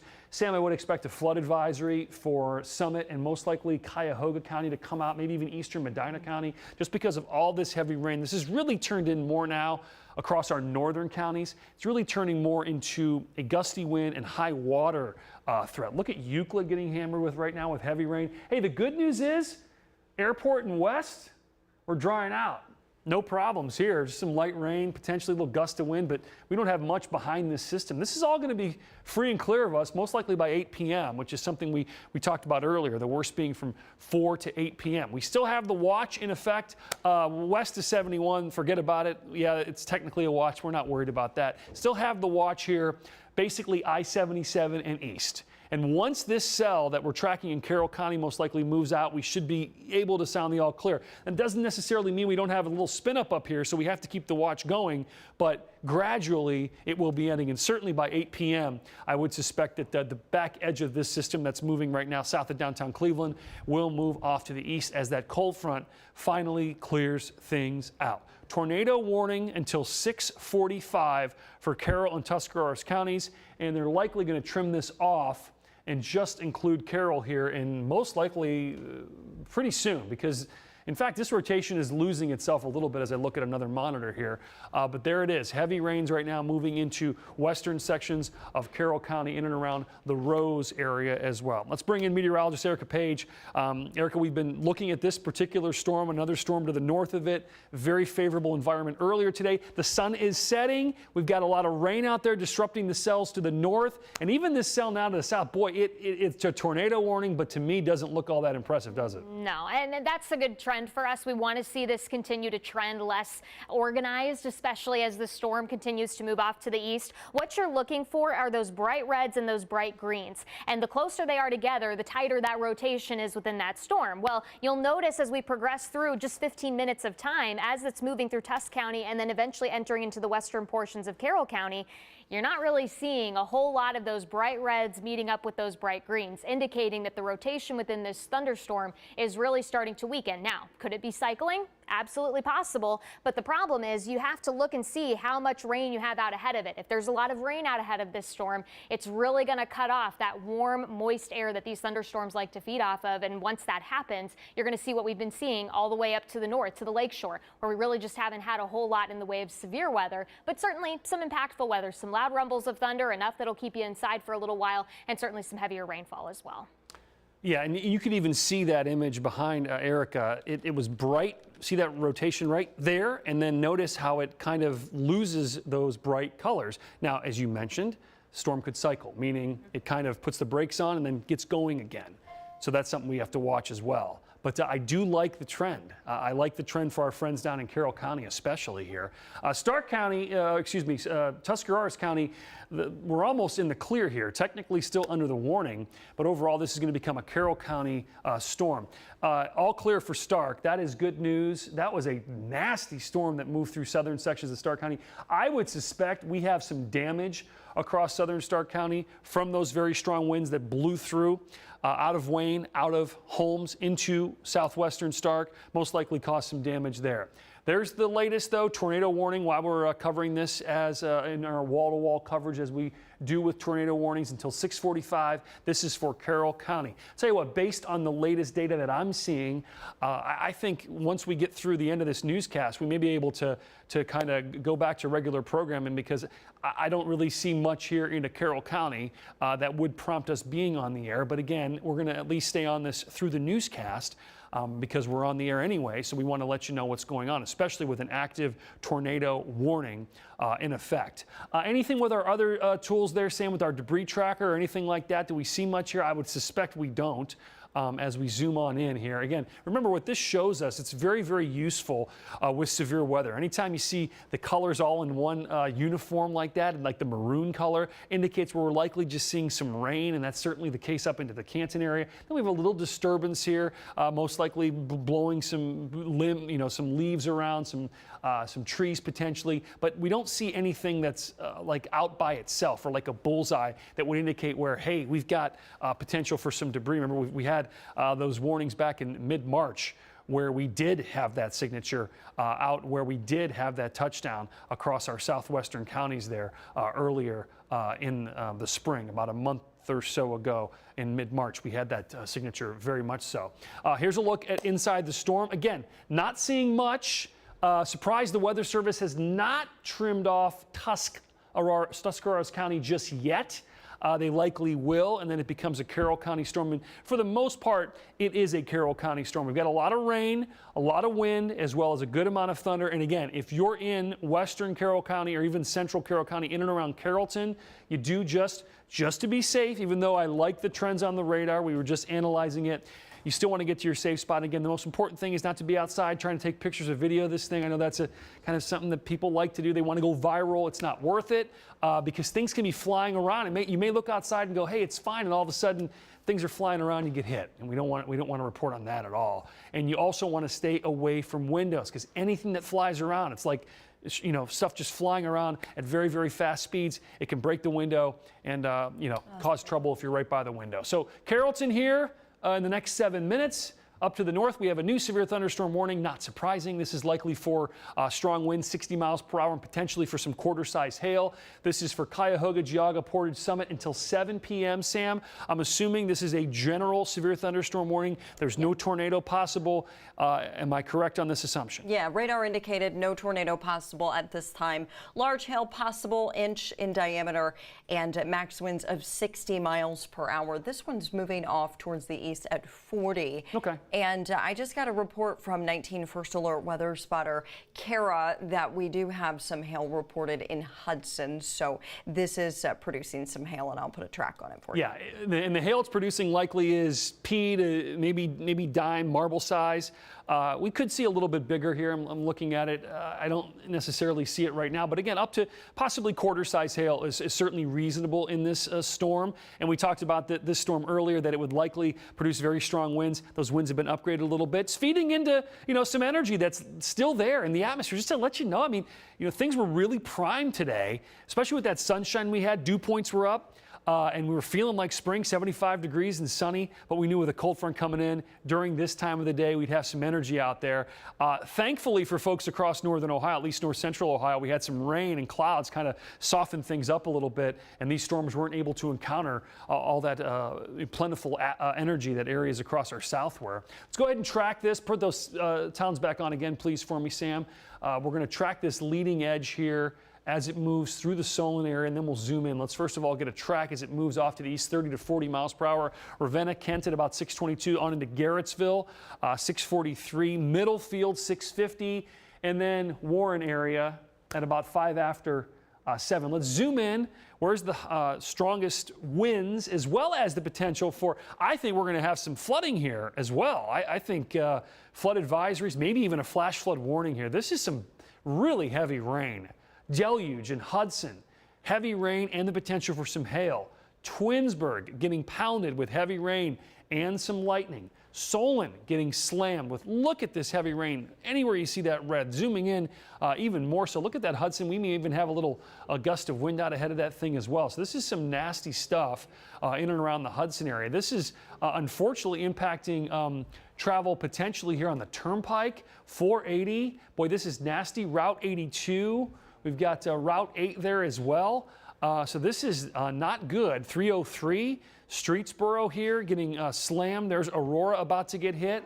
Notice all the heavy rain in and around Sugarbush Knolls too. Right there, you see that area that's just a little bit darker, that maroon color there, right along the county border. That's likely where we're seeing that hail potentially there, crossing over into Geauga County as we speak. That's where we're likely getting that quarter-sized hail in some spot, most likely marble size or pea-sized hail. We've had reports of that. There's Streetsboro, so you guys are up next. Heavy rain, wind, and the potential even for some hail. Sliding back up along 480, there's Twinsburg, a lot of heavy rain. Certainly some high water issues here as well. Keep that in mind. Glen Willow all the way back up north into the Solon area. And then things get a little bit better as you head north and west, though. Notice right there some gray indicating the potential for some hail in and around the Warrensville Heights area as well, heading off to the north and to the east. We want to take a look here at a live picture, our ODOT camera. This is 271 and 422. So this is basically eastern Cuyahoga County, and that's not too bad, actually. Rain, some wind. Hard to see the wind there, and I don't see any hail. Traffic's moving okay. It's okay until you get, in one of these deluges, then it's not so much. But we still have the tornado warning also in effect for Carroll County. Sam, they have not trimmed that back off of Tusk yet, have they? It's all clear now. Oh, that's clear, good. Yeah. So, control room, we no longer have a tornado warning in effect. That is good news. What we're going to do here is we're still going to fill with weather here as we head through the end of our 6 o'clock newscast, just because of what's happening up here into eastern Cuyahoga County. So we'll stay on until the end of the newscast at 6:30 before we go to national news, unless something changes. And by the way, even when we do break off for our network CBS evening news, we're still going to watch this, and if we notice anything that's more significant, we'll, of course, as you know, break into programming. It's not something we like to do, but it's something that we know that is the responsible thing to do, and it's our promise to you. If it was happening in your neighborhood or your town or a friend or a family member's town, you'd want the same treatment for those folks too. So there's Garrettsville. There's a look at the Turnpike. Heavy rain, wind easily running 60 miles per hour on this cell. You can see that again, that line right there. Now, I don't see any real spin-ups here, but Hudson getting hammered right now, heavy rain and wind, and Twinsburg as well. We've talked about this. So 82, the Turnpike as well, and even up on 422. This is going to become a Geauga County storm as well here in the next 5 to 10 minutes as it moves out of Cuyahoga County. At about 40 to 45 miles per hour. Now, the good news is once this actually moves out, things are looking much, much better. My main concern, in addition to the winds right now, very heavy rain. We've got precip rates here, 1 to 2 inch, most likely 2.5 inch precip rates per hour So this is going to likely cause some high water issues and most likely some localized flood warnings, flood advisories, most likely, maybe even some flash flood warnings. So it's one of those nights where as the sun begins to set, we still have a little bit of time on this, though. I'm optimistic that we can get this out of here before it gets dark. You want to turn around, don't drown. That's the most important thing. The warning goes until 7 p.m. Again, we don't have any tornado warnings in effect, so we will go to our network news, right? I'm sorry? We may. Okay, well, we'll let you know because, you know, we want to make sure you have the latest info here as far as our weather coverage. But the good news is no tornado warnings in effect, and we just have this severe thunderstorm warning here for Cuyahoga, Geauga, Portage, and Summit until 7 p.m. this evening. Notice the heavy rains right now. Again, that has been, Sam, that's really the big issue with this storm right now. In addition to the strong winds, the torrential rains that are happening through eastern Cuyahoga County and moving into Geauga County, right? Yeah, this is becoming a significant issue in terms of ponding on the roadways. We talked a lot today about how this is coming through at a really bad time at 6:28. There's a lot of people on the roads going home from work and school. So if you're going to be traveling in this, let's say you're in Solon or you're in Twinsburg, wait until the threat passes if you can. When these storms came through Medina County, 19 First Alert weather spotter Julia just let me know that they created a significant amount of flooding around State Route 18 in Medina, and they really haven't weakened much at all. And then they produced hail, of course, in the Hudson area from First Alert weather spotter Kara. So this is all lifting out into Geauga County. If you're, let's say, in Newberry or Auburn or particularly in Bainbridge, wait until these pass before you head out, because this is going to be torrential rain coming through. I hear some noises. Again, what that is, it's not that someone's phone. That's our ability to get information from the Weather Service, who issues these warnings. Again, we don't. We can issue alert days.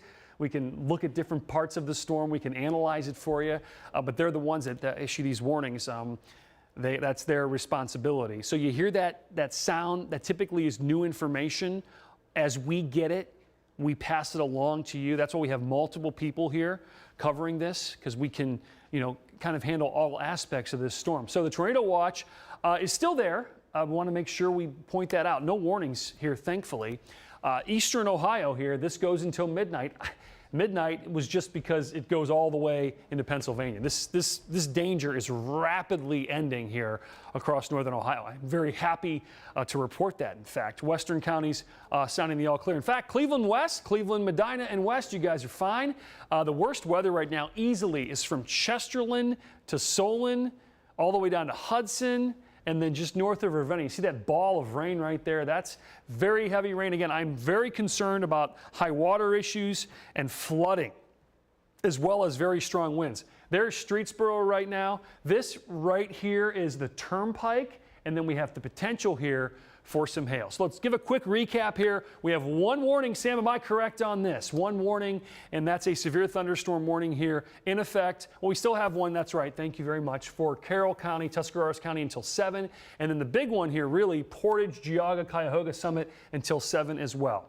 So what we're going to do right now is we're going to conclude our coverage here and send you back and send you out to the national news. But the weather team will be watching these storms. If they, again, show signs of strengthening into a damaging straight line wind event, or we have some big time flash flooding, or obviously any rotation, any spin, we will let you know about that. But it does appear that our threat is quickly winding down. Still some nasty weather to deal with out there tonight, no question. Stay safe. If you're going to be out and about, again, use caution. For meteorologist Erica Page, Sam Roberts, I'm Chief Meteorologist Jason Nicholas. We'll now send you out to the evening news.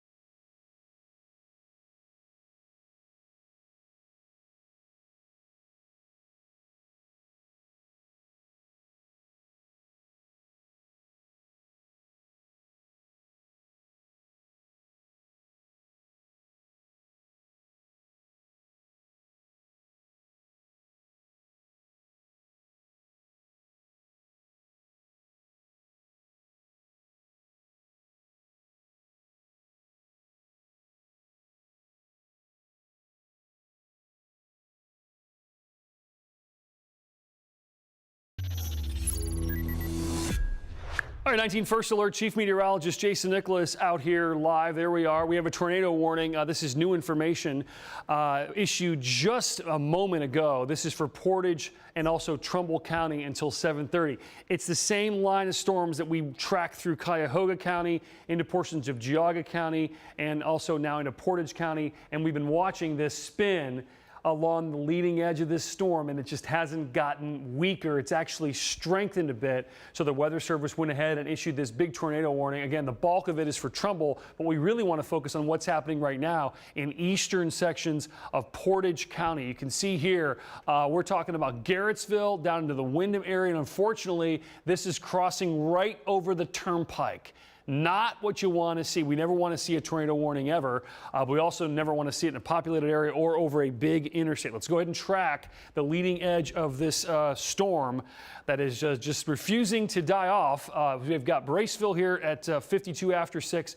Warren at about 7 o'clock. This is eventually quickly going to move into Trumbull County. Cortland 8 after 7, and then eventually areas off to the east. Hermitage there 7:24 as it moves farther off to the north and east. I also want to point out we have another spin up just to the north there, in and around the Middlefield area. This one here, I know the Weather Service is watching this. We've got a couple of dueling spin-ups here. One farther to the north. The one we're on the air for is down to the south there in that red polygon due to the potential for rotation near the ground. This is Doppler radar indicated. We've been watching this cell there kind of move through Portage and Geauga County, and this is the reason for the warning. So let's go ahead and we're going to track this here as it moves. There it is right there. It changes to our Pittsburgh radar. In fact, you can see the bright red there just off to the east of Warren. This is about to cross over into Trumbull County. Moving pretty fast, 45, 50 miles per hour. So again, moving very quickly here. Warren, you guys are up next at a little bit after 7 o'clock. And then eventually farther off to the east as this eventually moves out of Portage County and into Trumbull County. We had the tornado watch still in effect. This is the reason why. There's just enough energy in the environment for these storms to spin up, and this one had been starting to spin the last several scans. So obviously, if you're in eastern Portage County and you're in mostly western sections of Trumbull County, time to get to your safe spot. Again, what you want to do is get away from windows. We talk about that a lot, and get inside. Don't get outside and try to take pictures or video of this thing. Stay inside. And lowest point of your home, basement, obviously. We have basements here in Northern Ohio, thankfully. If you don't have a basement, though, I get that. You want to go to the center point of your home, an interior closet, bathroom, under something sturdy, and you want to stay there until the danger clears. Turn us up on the audio there, and we'll walk you through this. So Warren, Cortland, seek shelter immediately. Yeah, great advice there. As this spin, and remember, this has gotten a little worse the last couple of scans, so it may really be strengthening here and could drop down. Boy, I don't like to see that, Sam. No. Here's the reason I say that. I think Garrettsville, you guys are okay as long as you don't live south and west of Garrettsville. The very bright, can we go to our correlation debris tracker? I think we may have something going on here in and around the Windham area. Darn it. Yeah, we most likely have a tornado on the ground. This is Windham right here. And this right there, you can see out of the Windham area, moving towards the Braceville area. You can take a look at some of these streets. This is zooming in there. You can see 82. There's the turnpike. Boy, this thing could be right on the turnpike right now, Sam. So what this is showing, this is our debris tracker. What it shows is the potential for anything other than rain on the radar, meaning debris, could be leaves, tree limbs, some dirt being spun up. It's a really good indication that we may have something pretty serious here. Right along the turnpike, there's Route 82, there's the town of Windham. If you're in Windham, I cannot stress this enough. If you live north or south of the turnpike, a mile or two, we may have something on the ground here, and you want to get to your safe spot immediately. Control room again, tell me that again, camera. Cam 4. Okay, well, we can go over to the big wall now, show you what's going on. Yeah, seek shelter immediately, as this is likely rain wrapped here. So we want to definitely let you know about that. They're sending out a new warning this now for tornado damage threat considerable inch hail, confirmed and large and extremely dangerous tornado located near Garrettsville or 10 miles west of Warren, moving northeast now at 45 miles per hour. It has been observed now. So this is something to take extremely seriously in Windham. You need to be in your safe spot now. And if you're out ahead of this, Southington, Champion, Braceville, seek shelter immediately. We don't see that very often here. No, so just to reiterate this, Sam, this tornado warning, we have confirmation that it was spotted? Yeah, in the warning text, it's an observed tornado now. I'm not seeing any chatter. I don't know if you're seeing anything, Erica, from spotter reports or anything, but in the actual warning text, it's now listed as observed. So this is extremely concerning. The radar signatures are concerning, and you definitely don't like to see observed tornadoes. So someone must have reached out to the Weather Service about this. Yeah. Large hail with this, and then, of course, considerable damage threat, which we've got that CC pulled up as we speak. I want to say this, Garrettsville, a lot of folks live in and around Garrettsville. Your danger is to the south and east here of Garrettsville. That is good news for folks in Garrettsville. Windham, not so much, just to your north. Again, from the Weather Service, a particularly dangerous situation. Take cover now.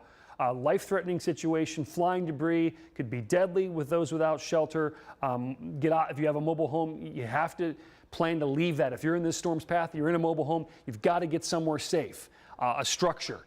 Get out of your mobile home, because what happens is the mobile homes are not safe whatsoever when it comes to tornadoes due to just them not being able to withstand this type of rotation, this type of wind. So here we are. I didn't like, we had at least a couple of scans here, Sam, that were really, really troublesome. So you can see Southington right here. This is now crossing into portions of Trumbull County.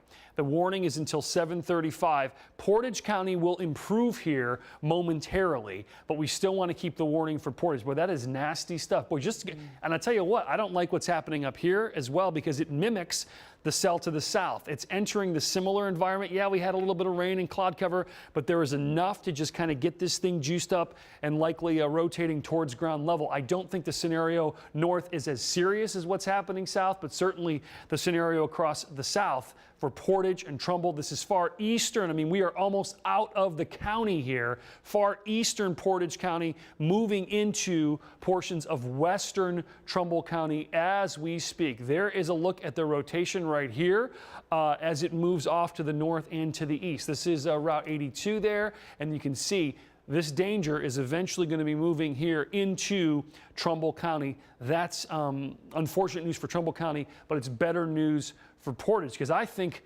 there's a real good bet. I mean, we've had this observed by whether it's a weather spotter, trained weather spotters, or local law enforcement of this tornado. Bring back the reflectivity here, Sam. I want to point out what you did earlier. Yeah, I mean, you're not going to be able to really go out and see this thing. So it's going to be raining really heavy, and all of a sudden a big gust of wind. You're not going to know what's going on, because this is all rain wrap. It's not that classic tornado that you might think of that you've seen on online videos from areas across the south and west where the atmosphere is a lot different and it's flat and you have that visibility. That's not what we're talking about here. But this is certainly a lot of heavy rain, Southington, as you head south. And if we have that tornado right there crossing over the line, you see that little bitty donut hole.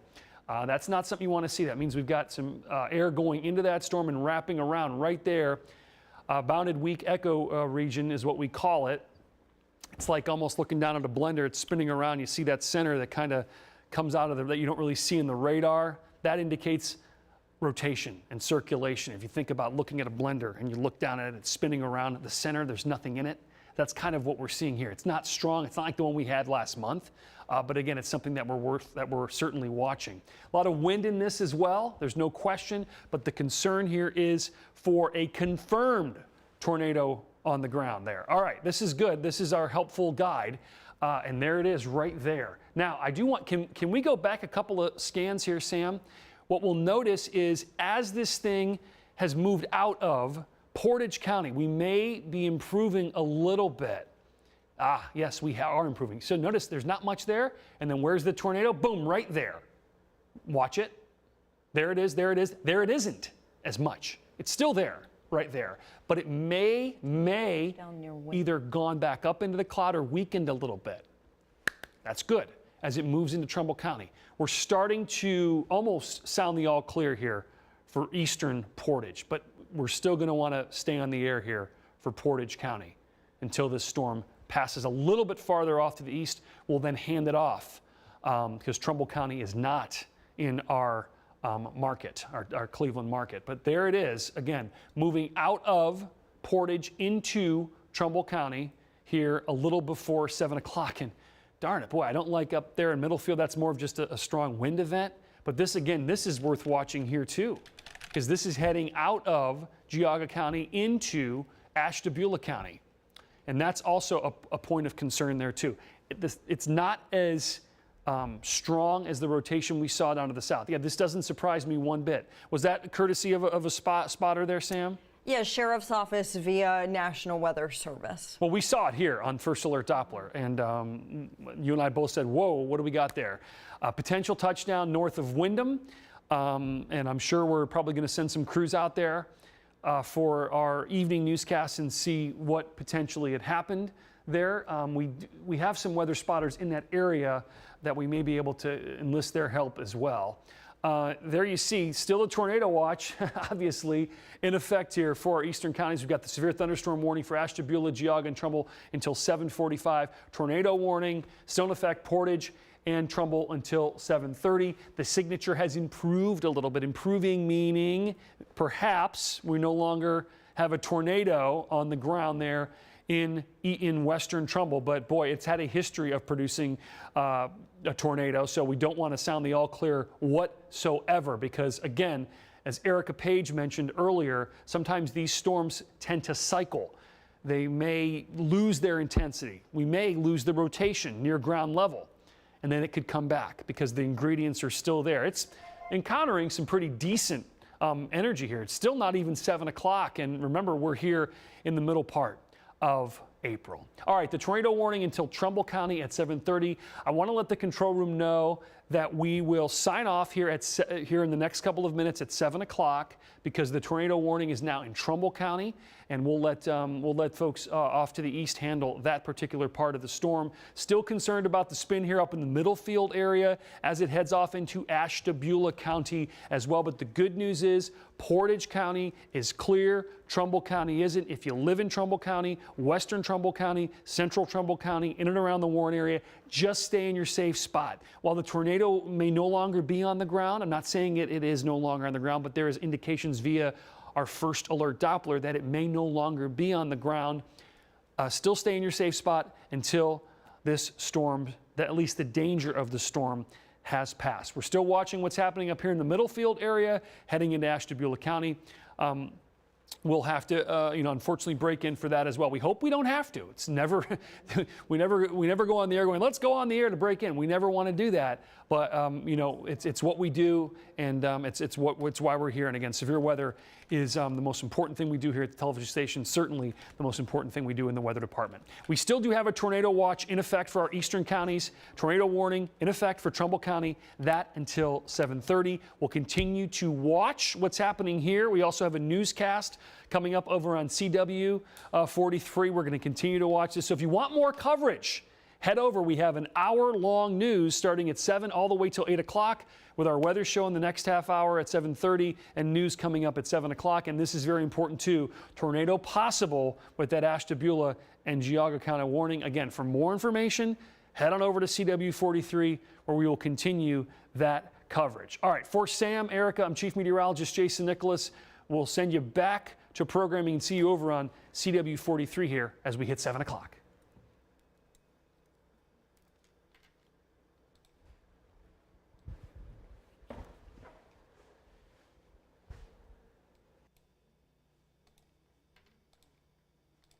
'19 News, sponsored by the man that makes them pay, Tim Misney.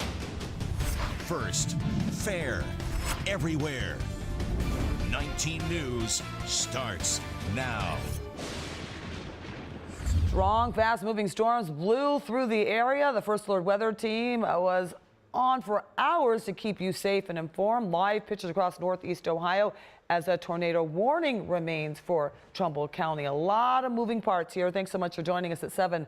I'm Tiffany Tucker. First Alert meteorologist Samantha Roberts has been working on this all day along with Jason Nicholas, our chief meteorologist. Erica Page has been on the air. We've been on the air since just after 4 o'clock this afternoon. Our weather team has told you about this. We've been telling you that this weather was coming, so you should be aware. But here's what we're going to do. We're going to go right now to chief meteorologist Jason Nicholas. And Jason, as I was walking outside this morning, beautiful, the sun, but you could feel the temperature, the moisture coming. And I knew that you guys have been forecasting this type of weather. Yeah, and it's one of those tricks where you go outside, it's beautiful, the sun's out, wind's blowing a little bit, but you know we got a front off to the west, and sometimes that sunshine's the worst thing you want to deal with. So we just signed off over our coverage on 19 because of a tornado warning. So now we're starting things up again over on CW 43. So, you know, we're kind of in between here with what we're handling. So we're going to give you this latest information. A lot of this is going to be a basically weather-driven show just because of the amount of activity we have out there right now. Tornado warning for Trumbull, that is until 7:30. You can see here, there's your line, there's your polygon. Now, we were able to sign off over on 19 because at 7 o'clock, the warning for Portage was allowed to expire. We still do have the severe thunderstorm warning for Ashtabula, Geauga, and Trumbull. That goes until 7:45 here. So we're still watching that. And then we've got the tornado warning again, excuse me, for Trumbull County until 7:30 this evening with these storms as they blow through. Now, the good news is greater Cleveland, Parma over to Solon, things are looking okay. The worst is basically past. So that's okay. As we head off into eastern Ohio, things aren't as good. I don't know if we have Sam there right now in the weather office. Do we, Sam? Yes. Oh, the tornado cycling redeveloping in Trumbull County. Good information. Sam, why don't you tell us more about what's happening down there with that particular cell in Trumbull, which is our only tornado warning at this point in northern Ohio, right? Yeah, this is a really nasty storm. We do have a report that this may have touched down in Windham, of course, out to the west. In Portage County, it no longer looks as ominous. So in terms of the actual tornado warning, they've, quote, downgraded it. So no longer reported on the ground, more radar indicated at this time as it has lifted. Now they're continuing this severe thunderstorm warning to the north. This is the main concern in our immediate coverage area for Ashtabula, Geauga, and Trumbull counties until 7:45. This one marked as the potential for 70-mile-per-hour winds, so considerable damage possible with that storm as it moves from the Middlefield area up into inland and southern Ashtabula County. Northern Trumbull County will be impacted by this as well. This storm is moving off towards the we'll say east-northeast at about 35 miles per hour. What you're looking at on the radar right now is winds going away from and towards the radar beam. So I know that radar looks kind of interesting. Doesn't look like your traditional radar like this one does. So this maybe gives you a better idea of what you can expect in terms of heavy rain, thunder, and lightning moving into inland Ashtabula County. If you're in the Orwell area, Huntsburg, Hartsgrove, Bloomfield, Mesopotamia, I know we have a few people who can see us out in Trumbull County, not everybody, but if you're in any of those areas, I would take this severe thunderstorm seriously as it may be producing some 70-mile-per-hour winds, and we know that can create some serious issues. The ground is really wet. Erica talked about this earlier. We've seen a significant amount of rain through the first part of the month, so it won't take much in the way of wind to bring down any additional trees or branches or limbs, all that stuff. So stay inside is my recommendation in extreme east central Geauga County, southern Ashtabula, northern Trumbull until this storm passes. Yeah, good info there. I don't know if we can come over to camera 5 control room here at the touch screen. If we're able to do that, we can talk a little bit more about what's going on. So here's the tornado warning for Trumbull. That's until 7:30. But while we've talked about that, very concerned about what's happening up here in the Mesopotamia, Middlefield area, in and around the Orwell area. We've got a lot of spin in the atmosphere here, right along 322, 528. There's Middlefield, there's Parkman. Now, this is just a severe, I use the word just loosely here because there's potential within this cell for a tornado possible. And obviously you see why. We've got these very bright greens, bright reds close together, a little bit of that couplet that we see classic with tornadic thunderstorm. So Ashtabula, Jog, and Trumbull, that's northern Trumbull, until 7:45. Let's go ahead and take a look at our debris, because we had a good amount of debris on that cell in and around the Windham area that basically told us, at least for about 5 minutes or so, a couple of radar scans, that we probably had a tornado on the ground. And I think that we'll get some damage reports that may agree with that. Right now, things are relatively quiet. I don't like this right here. Again, this is just north of Warren, also in and around the Bristol area. I want to confirm this as we look at our velocity. Yeah, boy, I don't like what's happening outside of Champion. I think this has basically strengthened again. So there's our debris tracker right there. And even, I could even say up towards the Bristol area, that may be not as impressive, but right there in the Champion area, you can see that little discoloration, almost an orange. What happens is our debris tracker looks at all the rain or anything in the atmosphere, and what it'll do is it'll turn brighter colors for those objects that aren't rain. They're not uniform. So you see all this? This is all maroon, steady. It's a constant color. Indicates where we're likely just getting that heavy rain. But where you see these little bullseyes, like you see there, Champion and up into Bristol, it's out of the tornado warning. But in that Champion area there, west of Champion, north of Warren, that's where First Alert Doppler is seeing something that's just not all rain. Could be tree limbs, could be dirt, could be just anything that would be on the ground, picked up and swirled around. And potentially, that's why we call it debris, a debris tracker. Go back to our reflectivity here. Yeah, there's no real help there. But our velocity certainly is showing that. Yeah, there it is. Darn it. So we've got the greens going towards the Cleveland radar. I think this is still Cleveland. And then, okay, let's go back over to Sam. Sam, you have a little new info here. Yeah. Are we talking about the Trumbull County storm here? Yeah, this is all about the Trumbull County storm, possible touchdown near 422 west of Cortland. And of course, they also at the Weather Service mentioned the tightening rotation you were just talking about, but reports of a possible touchdown near 422 west of Cortland. Huh, okay. So there's Cortland. Zoom in, we'll just look for Cortland right there. There you go. So yeah, the potential is there for that touchdown. There's 422. North of Warren, south of Champion. What were we just, when did that come down, Sam? That just came down at 7:07. Well, there it is. North of 422, really. I think that's what they'll find. Look at the look at our velocity. Okay, so when you got a little thing like that, we got to watch it. Don't like that. Yeah. See the brightness there? I'm going to zoom in. A little bit tight there. There's the town of Champion. There's 45. See that bright color, the reds and the greens right there?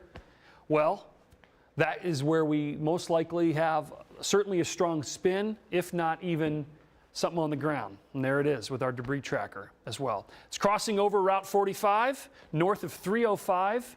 There's the town of Champion. And unfortunately here, we got to track this thing into the Cortland area as well. What's the speed on this, Sam? It's moving northeast at 35 miles per hour. All right, so we're going to go ahead and take it out that way. Cortland here, I'm actually going to redraw that briefly. Widen this out just a little bit more. And we will track this as it moves off to the north and east. There we go. Champion here, obviously right now. Cortland in the next 5 to 10 minutes. 724, maybe a little bit late. Hartford, and then out of here, Pymatooning. So, yeah, this is not a good situation here in and around the Champion area with that type of signature. Right towards the reservoir. Yeah, right towards Mosquito Reservoir there, north of Cortland. That's a really great call there, Sam. Cortland just north, we've got Mosquito Lake, Mosquito Reservoir. That's where this rotation is heading.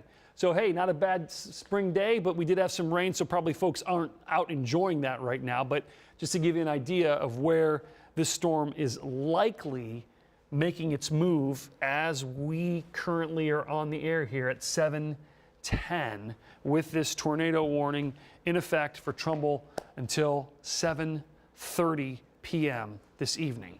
Moving out. Now, we still do have a little bit of action here. Still have that rotation bearing down on Orwell. That's not good. Not as impressive as what we're seeing right now through portions of Trumbull County. Well, Sam, I mean, we had, the watch, we kept the watch going, right? Or the Storm Prediction Center did, and for pretty good reason here. Each of these cells are packing a punch, right?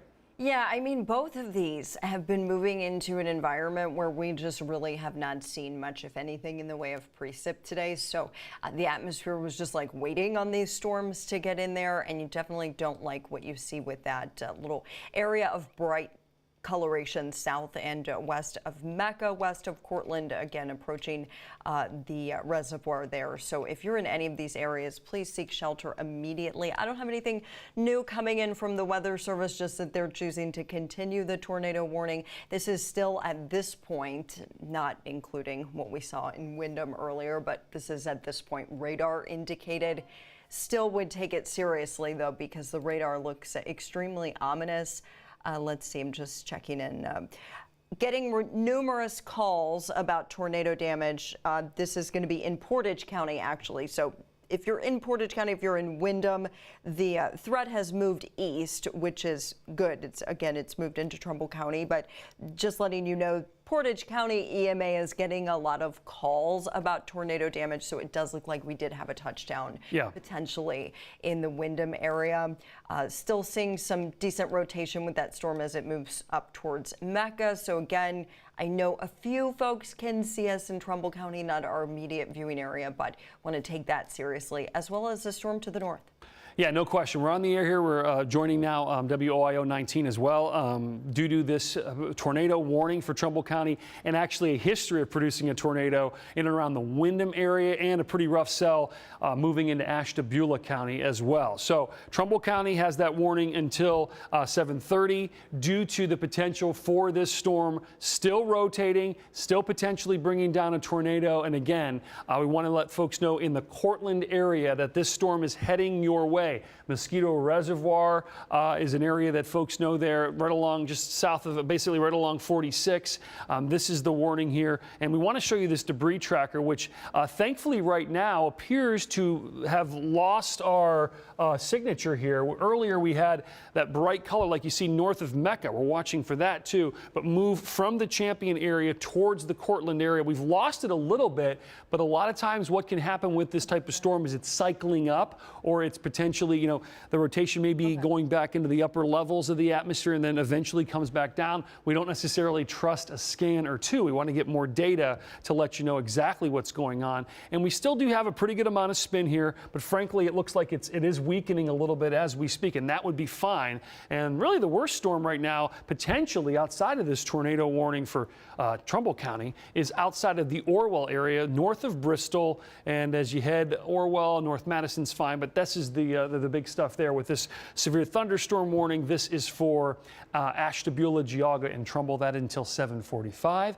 we've got the tornado warning across the south. If we can go ahead and fire up our key wall, we can continue this coverage here if we could over on Weather 2, and we can kind of, again, get in on that data and getting a little bit tighter on some of these, on the storm that's moving through. There it is right there. So this is a really good view of what's going on here. We have that rotation. Again, when you look at something like this is our Cleveland radar.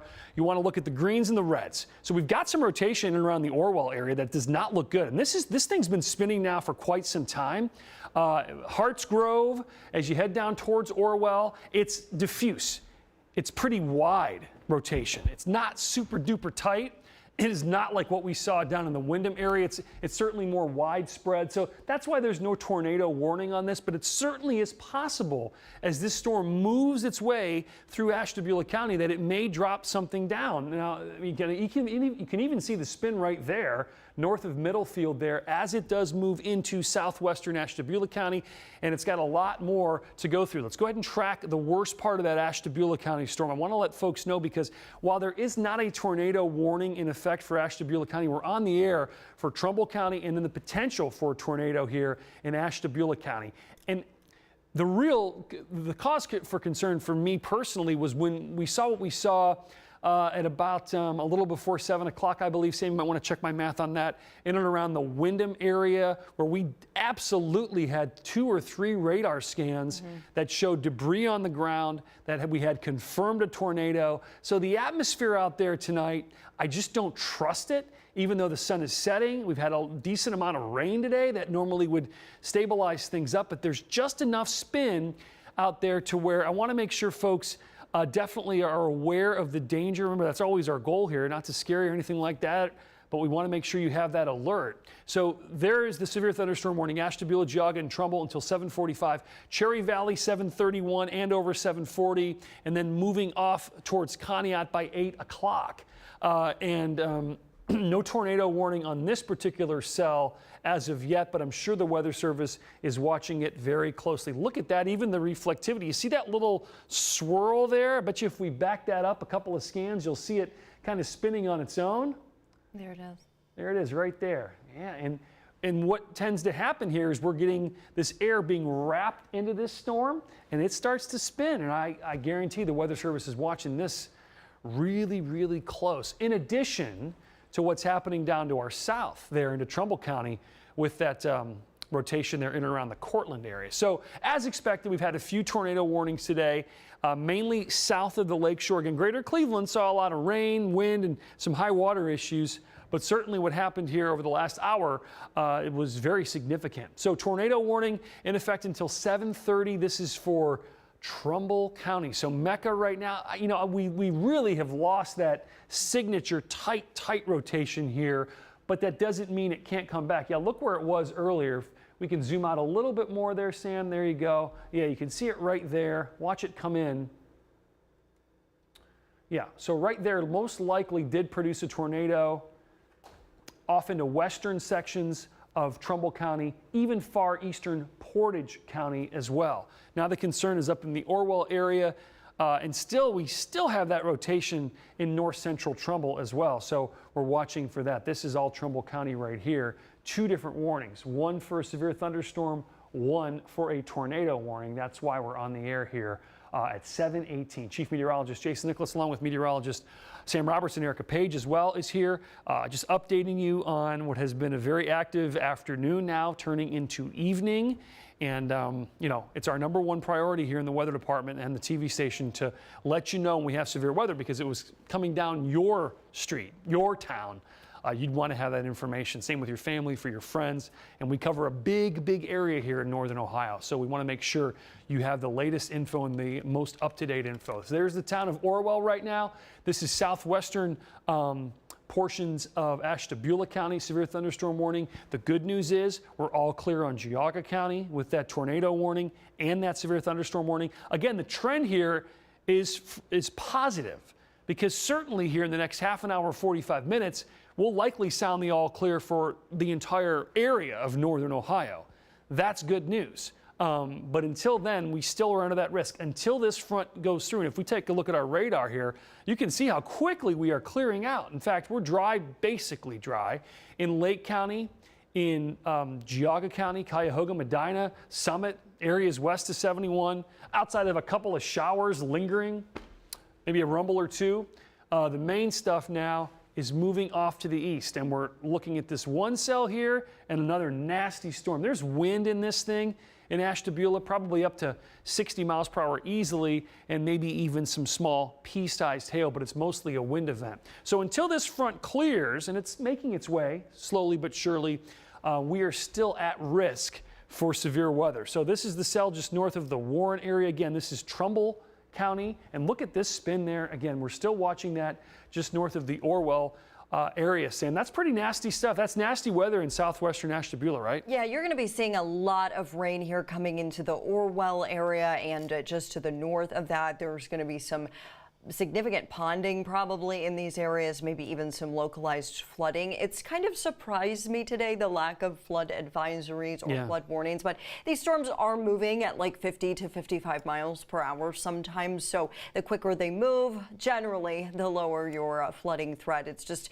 we've had a lot of rain over the course of the first half of the month of April. So you would expect more flooding issues, but a good thing that we're not seeing those at this time. Nothing new coming in from the Weather Service other than we have the all clear in Geauga County. I'm thinking we're probably seeing a lot of wind coming through southern Ashtabula County as well, potentially upwards of 70 miles per hour here between Hertz Grove and Orwell, as you see that little spin moving up towards the Andover area. Yeah, it's a big deal, no question. And, you know, it's sometimes it's tough because it's only a severe thunderstorm warning, but boy, when you have something like this, you almost treat it like a tornado warning. So if you're in Lenox or South, even Andover, some nasty weather's coming your way. Look at this little spin here. Again, this could drop down a little weak EF0, EF1 tornado, a weak spin up at any time, really. The rotation's there. Certainly the signature here on our radar is there. So I'm sure the Weather Service is watching that very closely. And if that does happen, we're giving you the heads up ahead of time with this cell out in Ashtabula County moving through southwestern and eventually south central Ashtabula County off into western Pennsylvania here. So tornado warning in effect. You see right there at the bottom of your screen, 7:30.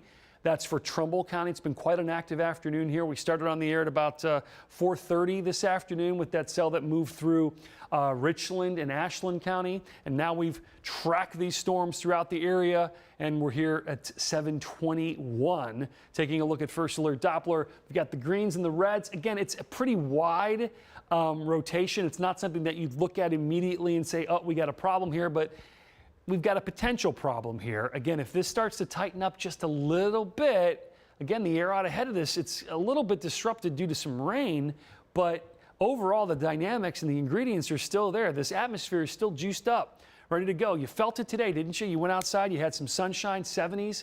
It's a little bit of, you know, a little bit of feel of certainly some spring, maybe even summer feel. The dew points were up there. And severe weather season, Northern Ohio here in April. This is not at all anything unusual that we would see. So there it is. That's the one cell there into Ashtabula County. Take a look at our debris tracker, Sam. See if we have any movement there as far as anything that's kind of catching our eye. I don't see anything. Can we loop that and take a look? See if we've got anything. Sometimes if we loop it, we have a better idea. Yeah, a couple of potential issues there, but overall the current image is not showing me much of anything, just very strong winds most likely here in southwestern Ashtabula County. Also things I think are improving a little bit down into Trumbull County as well. We do have, by the way, the flood watch, or excuse me, the tornado watch. I'm surprised that there's no flooding, but tornado watch in effect still until midnight. Now these counties will likely be dropped once we hit about 8 o'clock. Certainly, even though you're still under a watch in Summit County, the danger has passed. Even Stark County as well, certainly down into Holmes County, the danger has passed. Dover, New Philly, Tuscarawas County as well. There it is, big line of rain and thunder moving through. Still have some rain down in the Canton area.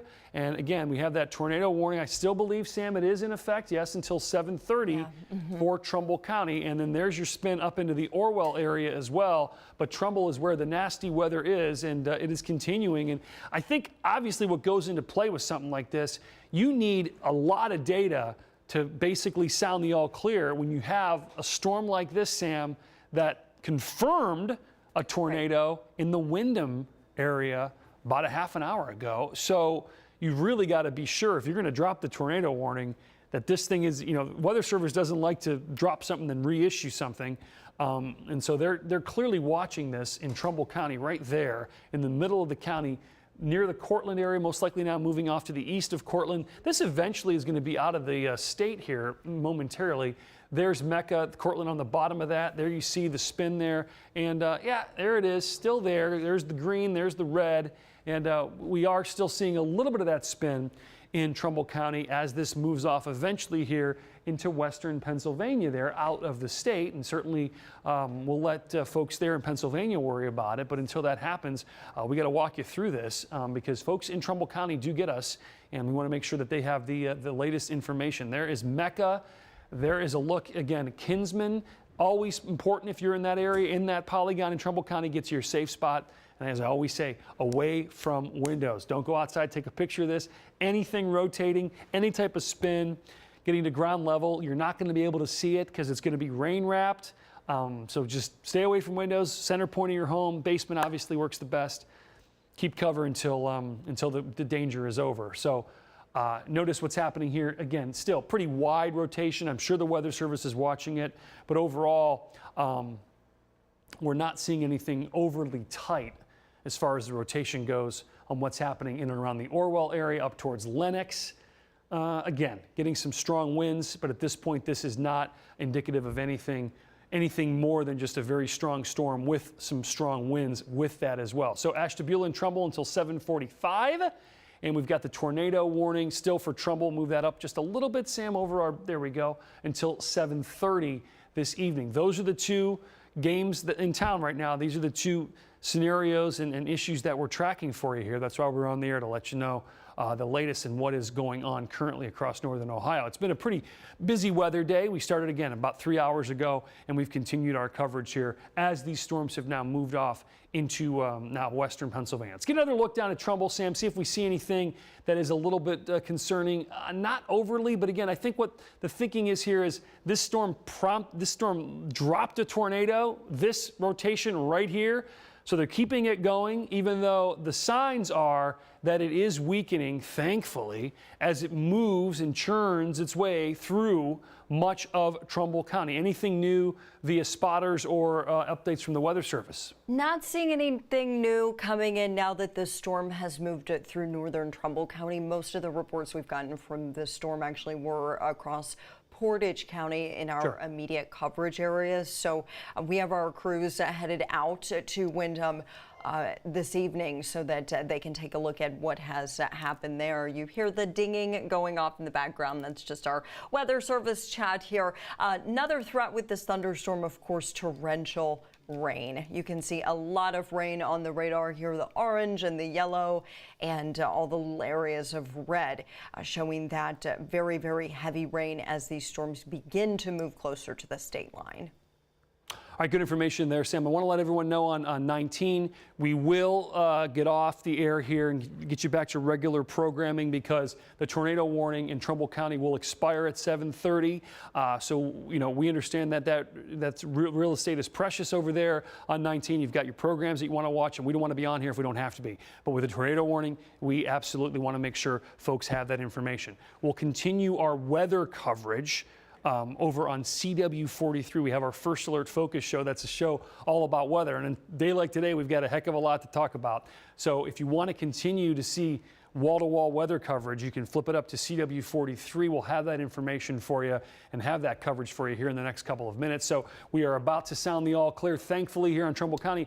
Sam, I'm hoping that this is not reissued for Trumbull County. I don't think it will be. Expired. Based on what I've been seeing. Okay, good. It is expiring. So just control room, let me know when we can toss it back to programming here over on 19 as well. Yeah, we've really lost that signature, thankfully, on that particular system there in Trumbull County. I just was overly cautious because it wasn't your standard tornado warning. It wasn't Doppler indicated. This thing was on the ground for at least a few minutes. And there's nothing worse than having that feeling. I know from folks who have experienced that you want to make sure that the information is there. In 1 minute, we will send you back out to programming here on WOIO 19 and continue our coverage over on CW43. Hey, the good news is things are clearing out across the west. We still have that severe thunderstorm warning in effect there for Ashtabula County. We'll talk more about that coming up over at 7:30 here on CW43. But the good news is off to the west, we are drying out as things are improving across our western counties here this evening. Big cold front coming through that'll cool us off for tomorrow, but our severe weather threat, at least 77 and west, is certainly ending. Notice a little line there in and around the Canton area, so that may be the last of it here moving through northern Ohio. Trumbull County no longer under that tornado warning, severe thunderstorm warning for Ashtabula County. We'll talk more about that coming up over on CW43 there, coming up at 7:30. I'm Chief Meteorologist Jason Nicholas for Sam Roberts and Erica Page. We'll send you back out to regular programming. Have a safe night.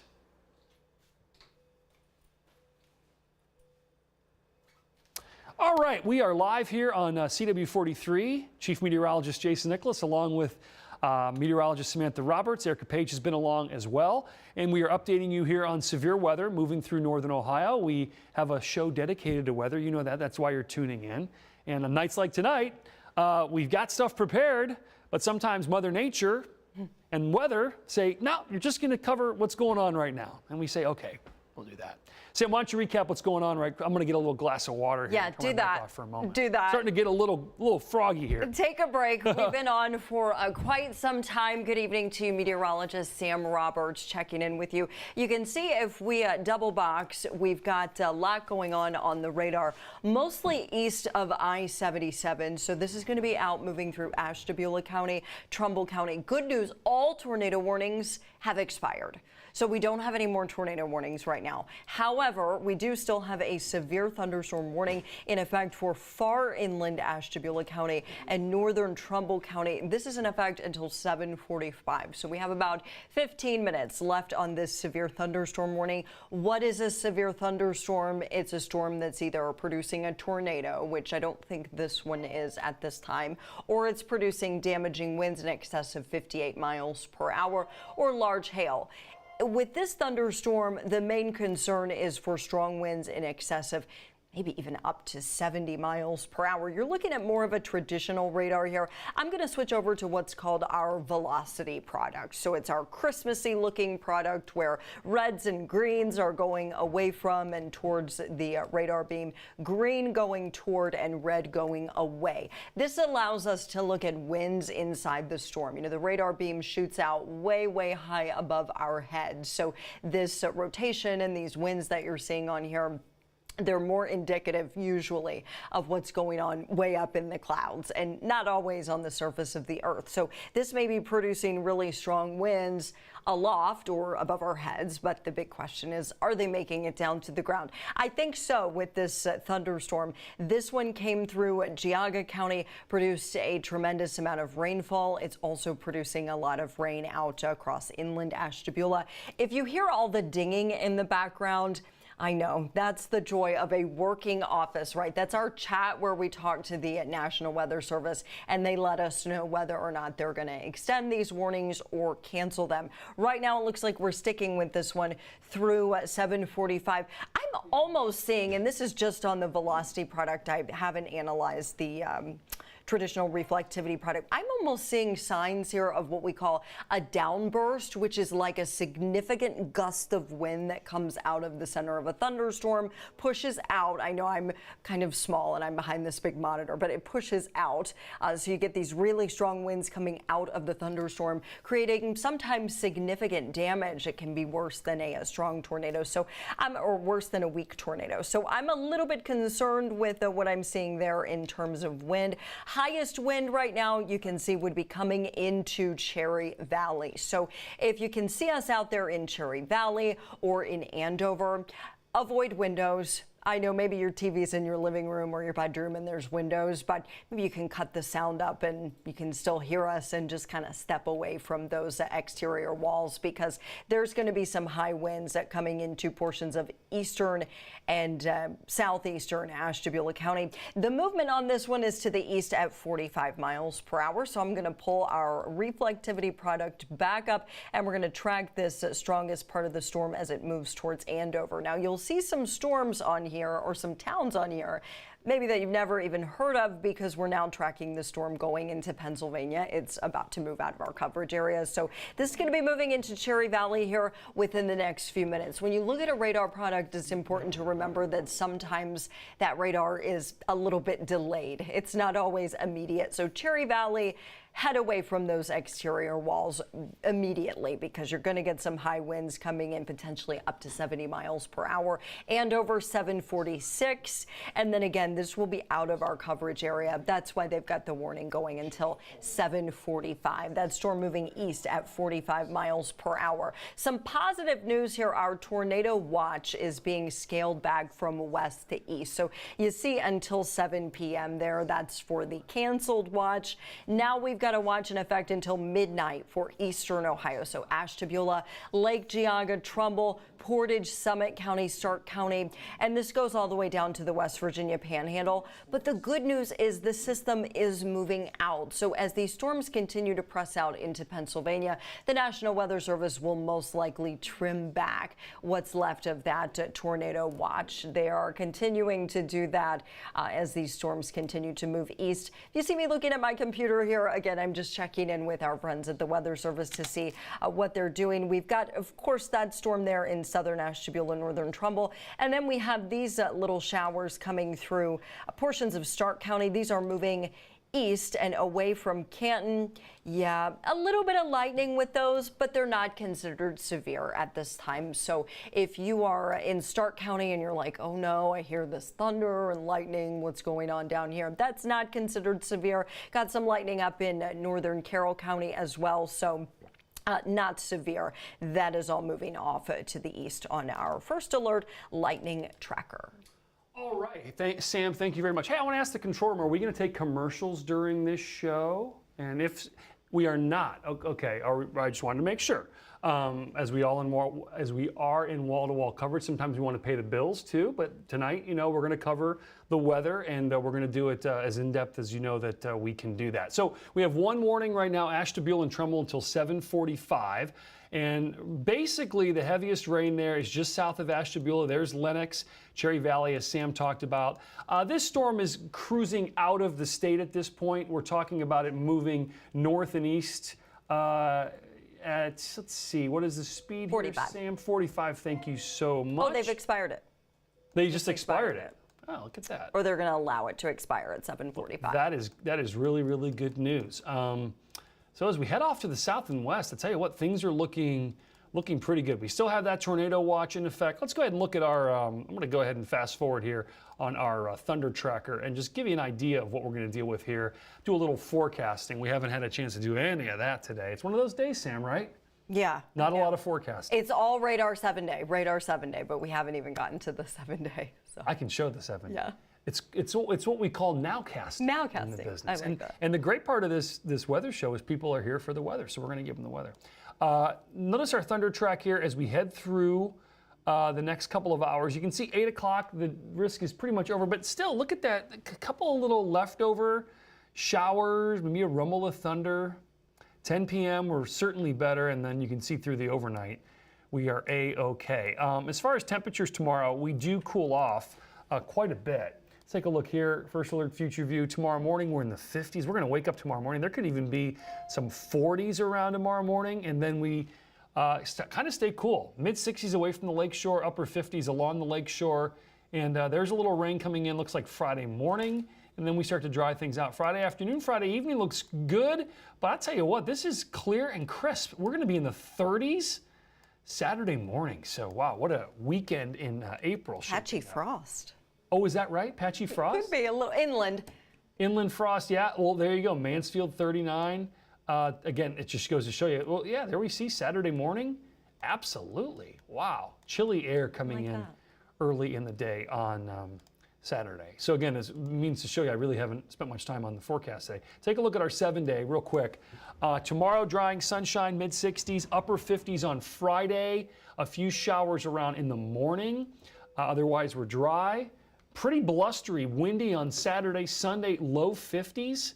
And then, a little, again, unsettled. I hate that trend. I know why you don't like spring, Sam.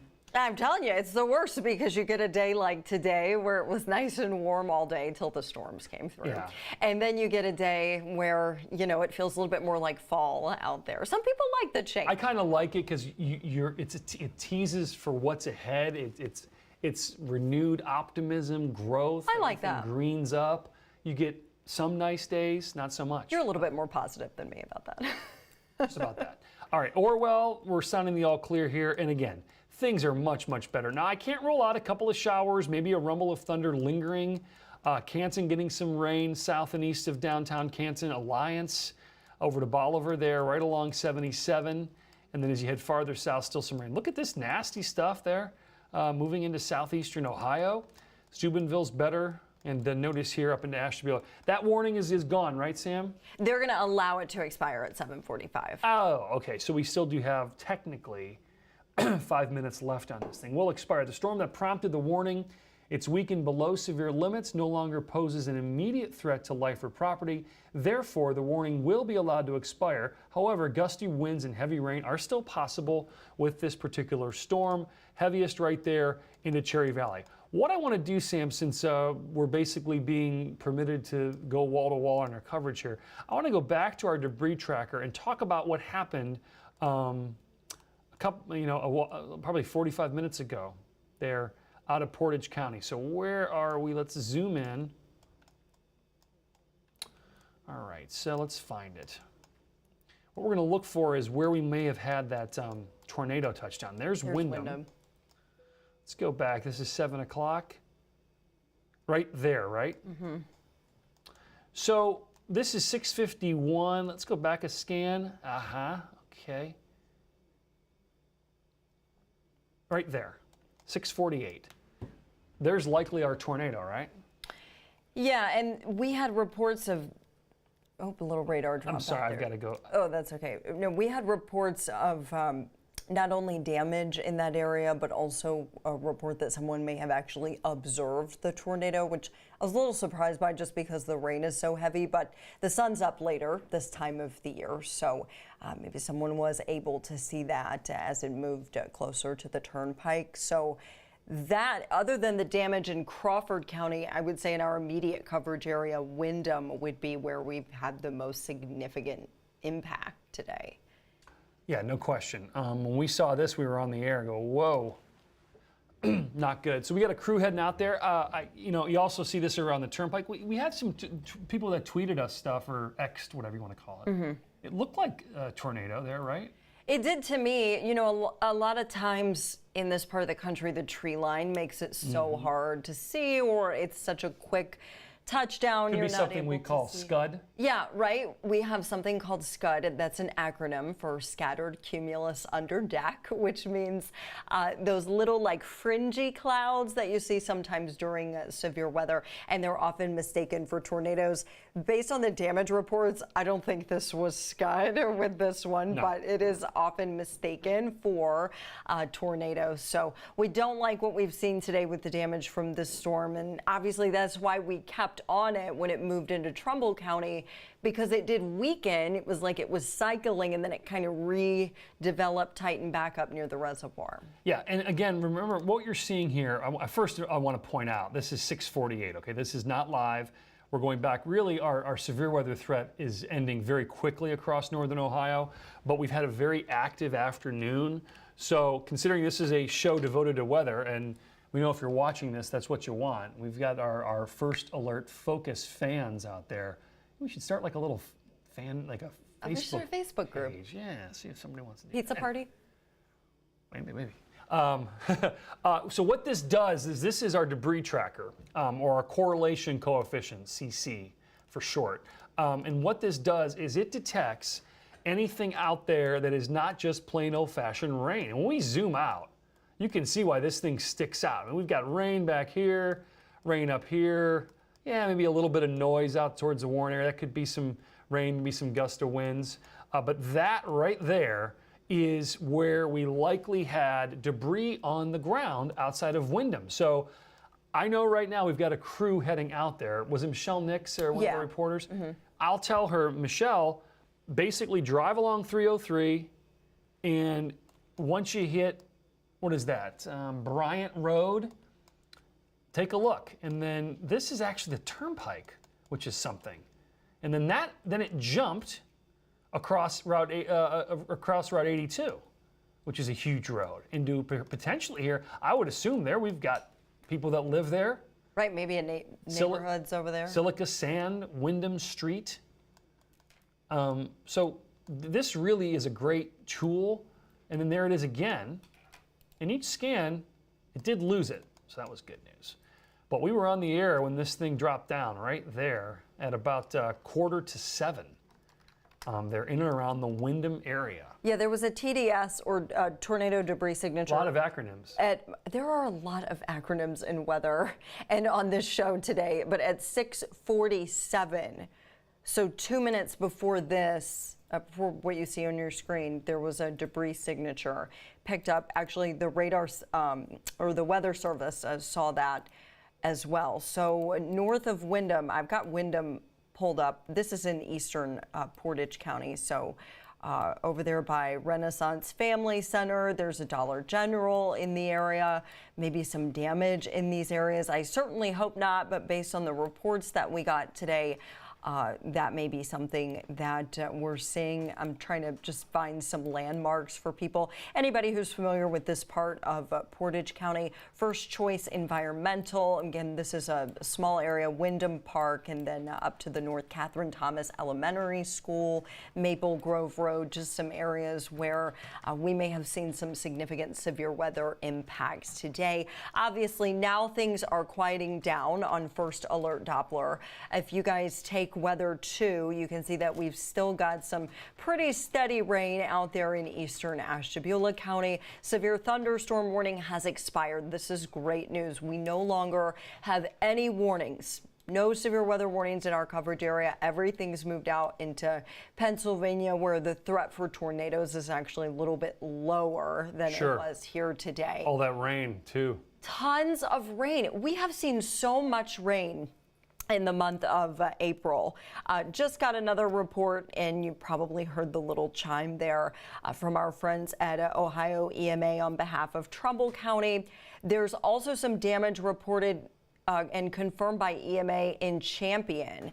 I believe that's out in Trumbull County. Trumbull County, yeah, Champion. It's west of Cortland, and we were on the air for that thing. And again, it was a similar signature here, Sam, that we had in and around the Windham area. I'll go back here so you guys can see. Look at that, 6:57. Yep.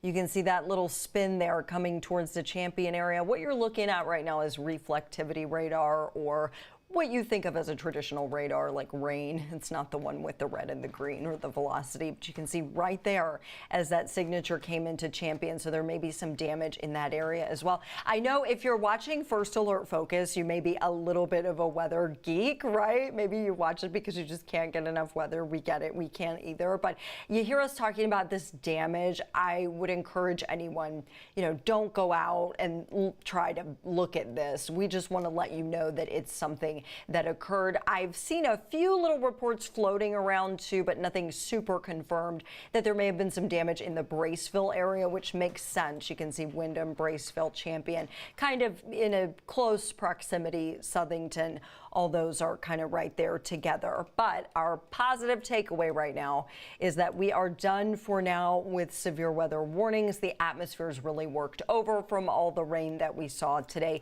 The tornado watch is still in effect for eastern Ohio, but western counties, including Cleveland, taken out of the watch. Yeah, that's good news. Certainly here as we head through the evening, as weather quiets down just a little bit, Sam. I say that kind of cautiously because we almost uttered those words about an hour ago. Yeah. And you never say never with this type of system. Let's go back over to Weather One if we could, control room, and take a look at what's going on. Thanks again. And you, Erica, myself, we've been on the air for 3 hours, but folks in our control room have as well, and our directors, our first class, our producers as well. Severe weather coverage is not just us. It's a complete team effort. And I'd like to think, I'm biased, but I like to think we do it the best. And days like today just prove that. So our goal is always to make sure you have the information first. That's why we issue First Alert weather days. And then obviously the promise is to take you through the event with analysis and expertise and experience. And we'd like to think we do that pretty well too.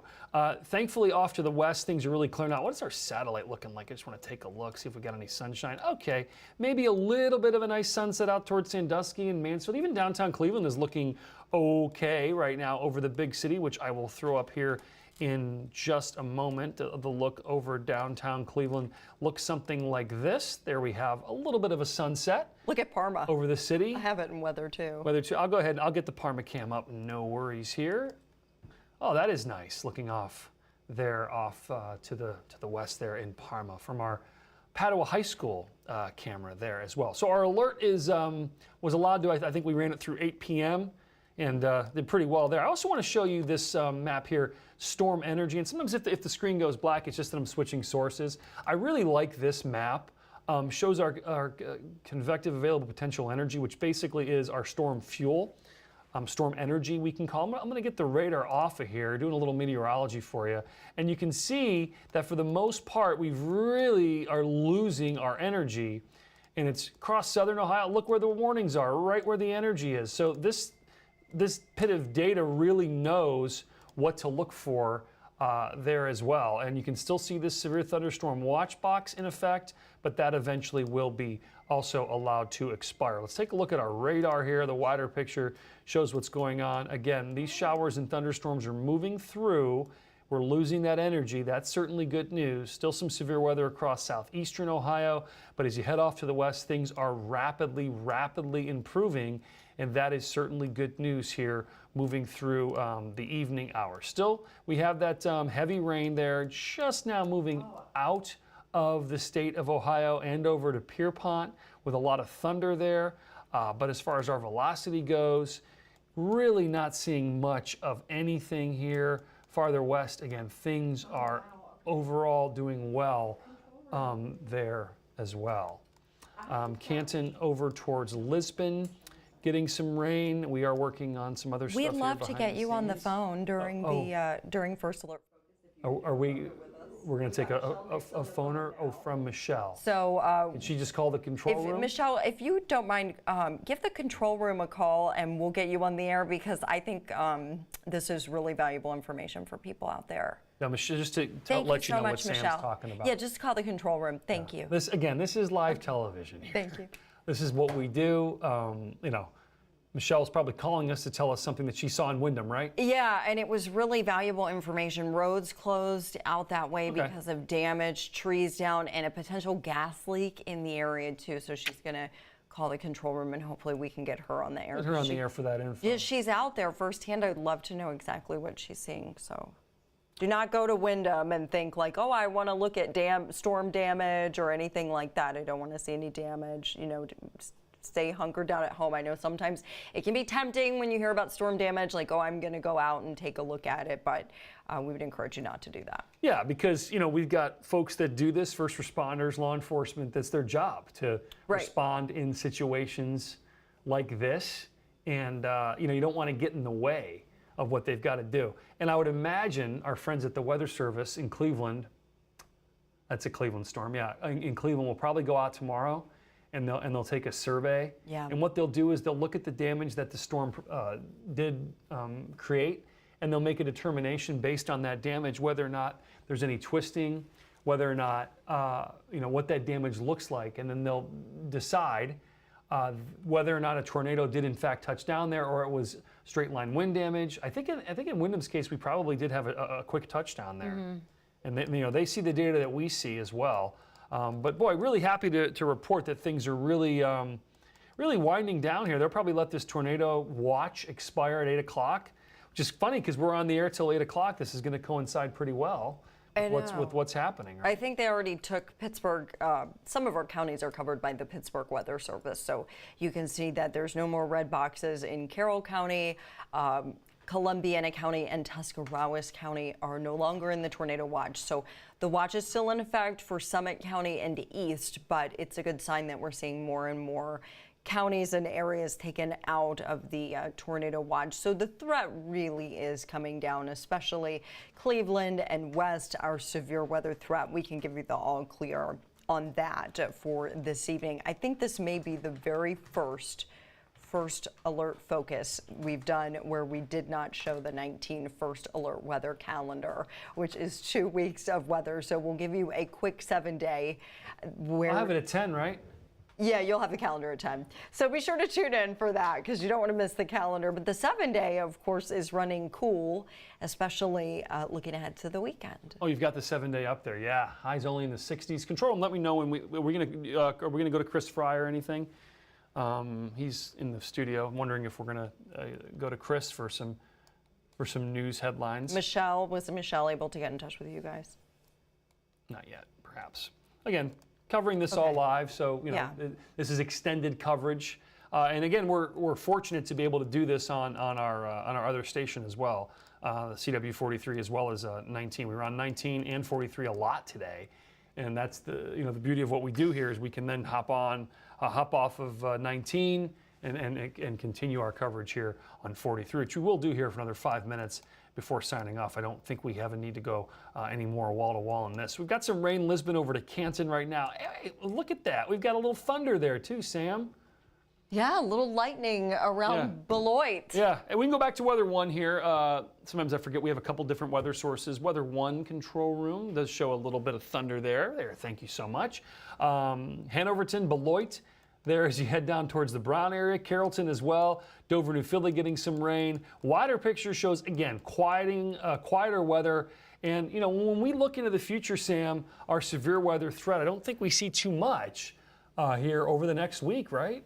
Yeah, just a few showers on Friday, then of course clearing out for the weekend. Guardians game Friday evening, now trending dry, which cold. Is great news, and chilly. Yeah, with the breeze, it's gonna be a little breezy too, so there might even be a little bit of a wind chill downtown on Friday. I know it was like well into the 70s today, but we're gonna have to keep all of our seasonal jackets out since it's gonna get cool again Friday, and then we have a little bit of a warm up next week. But if we get a cold front coming through next Tuesday, we're back in the 50s next Wednesday. Yeah, I mean, that can happen in springtime, certainly, and with, potential for severe weather.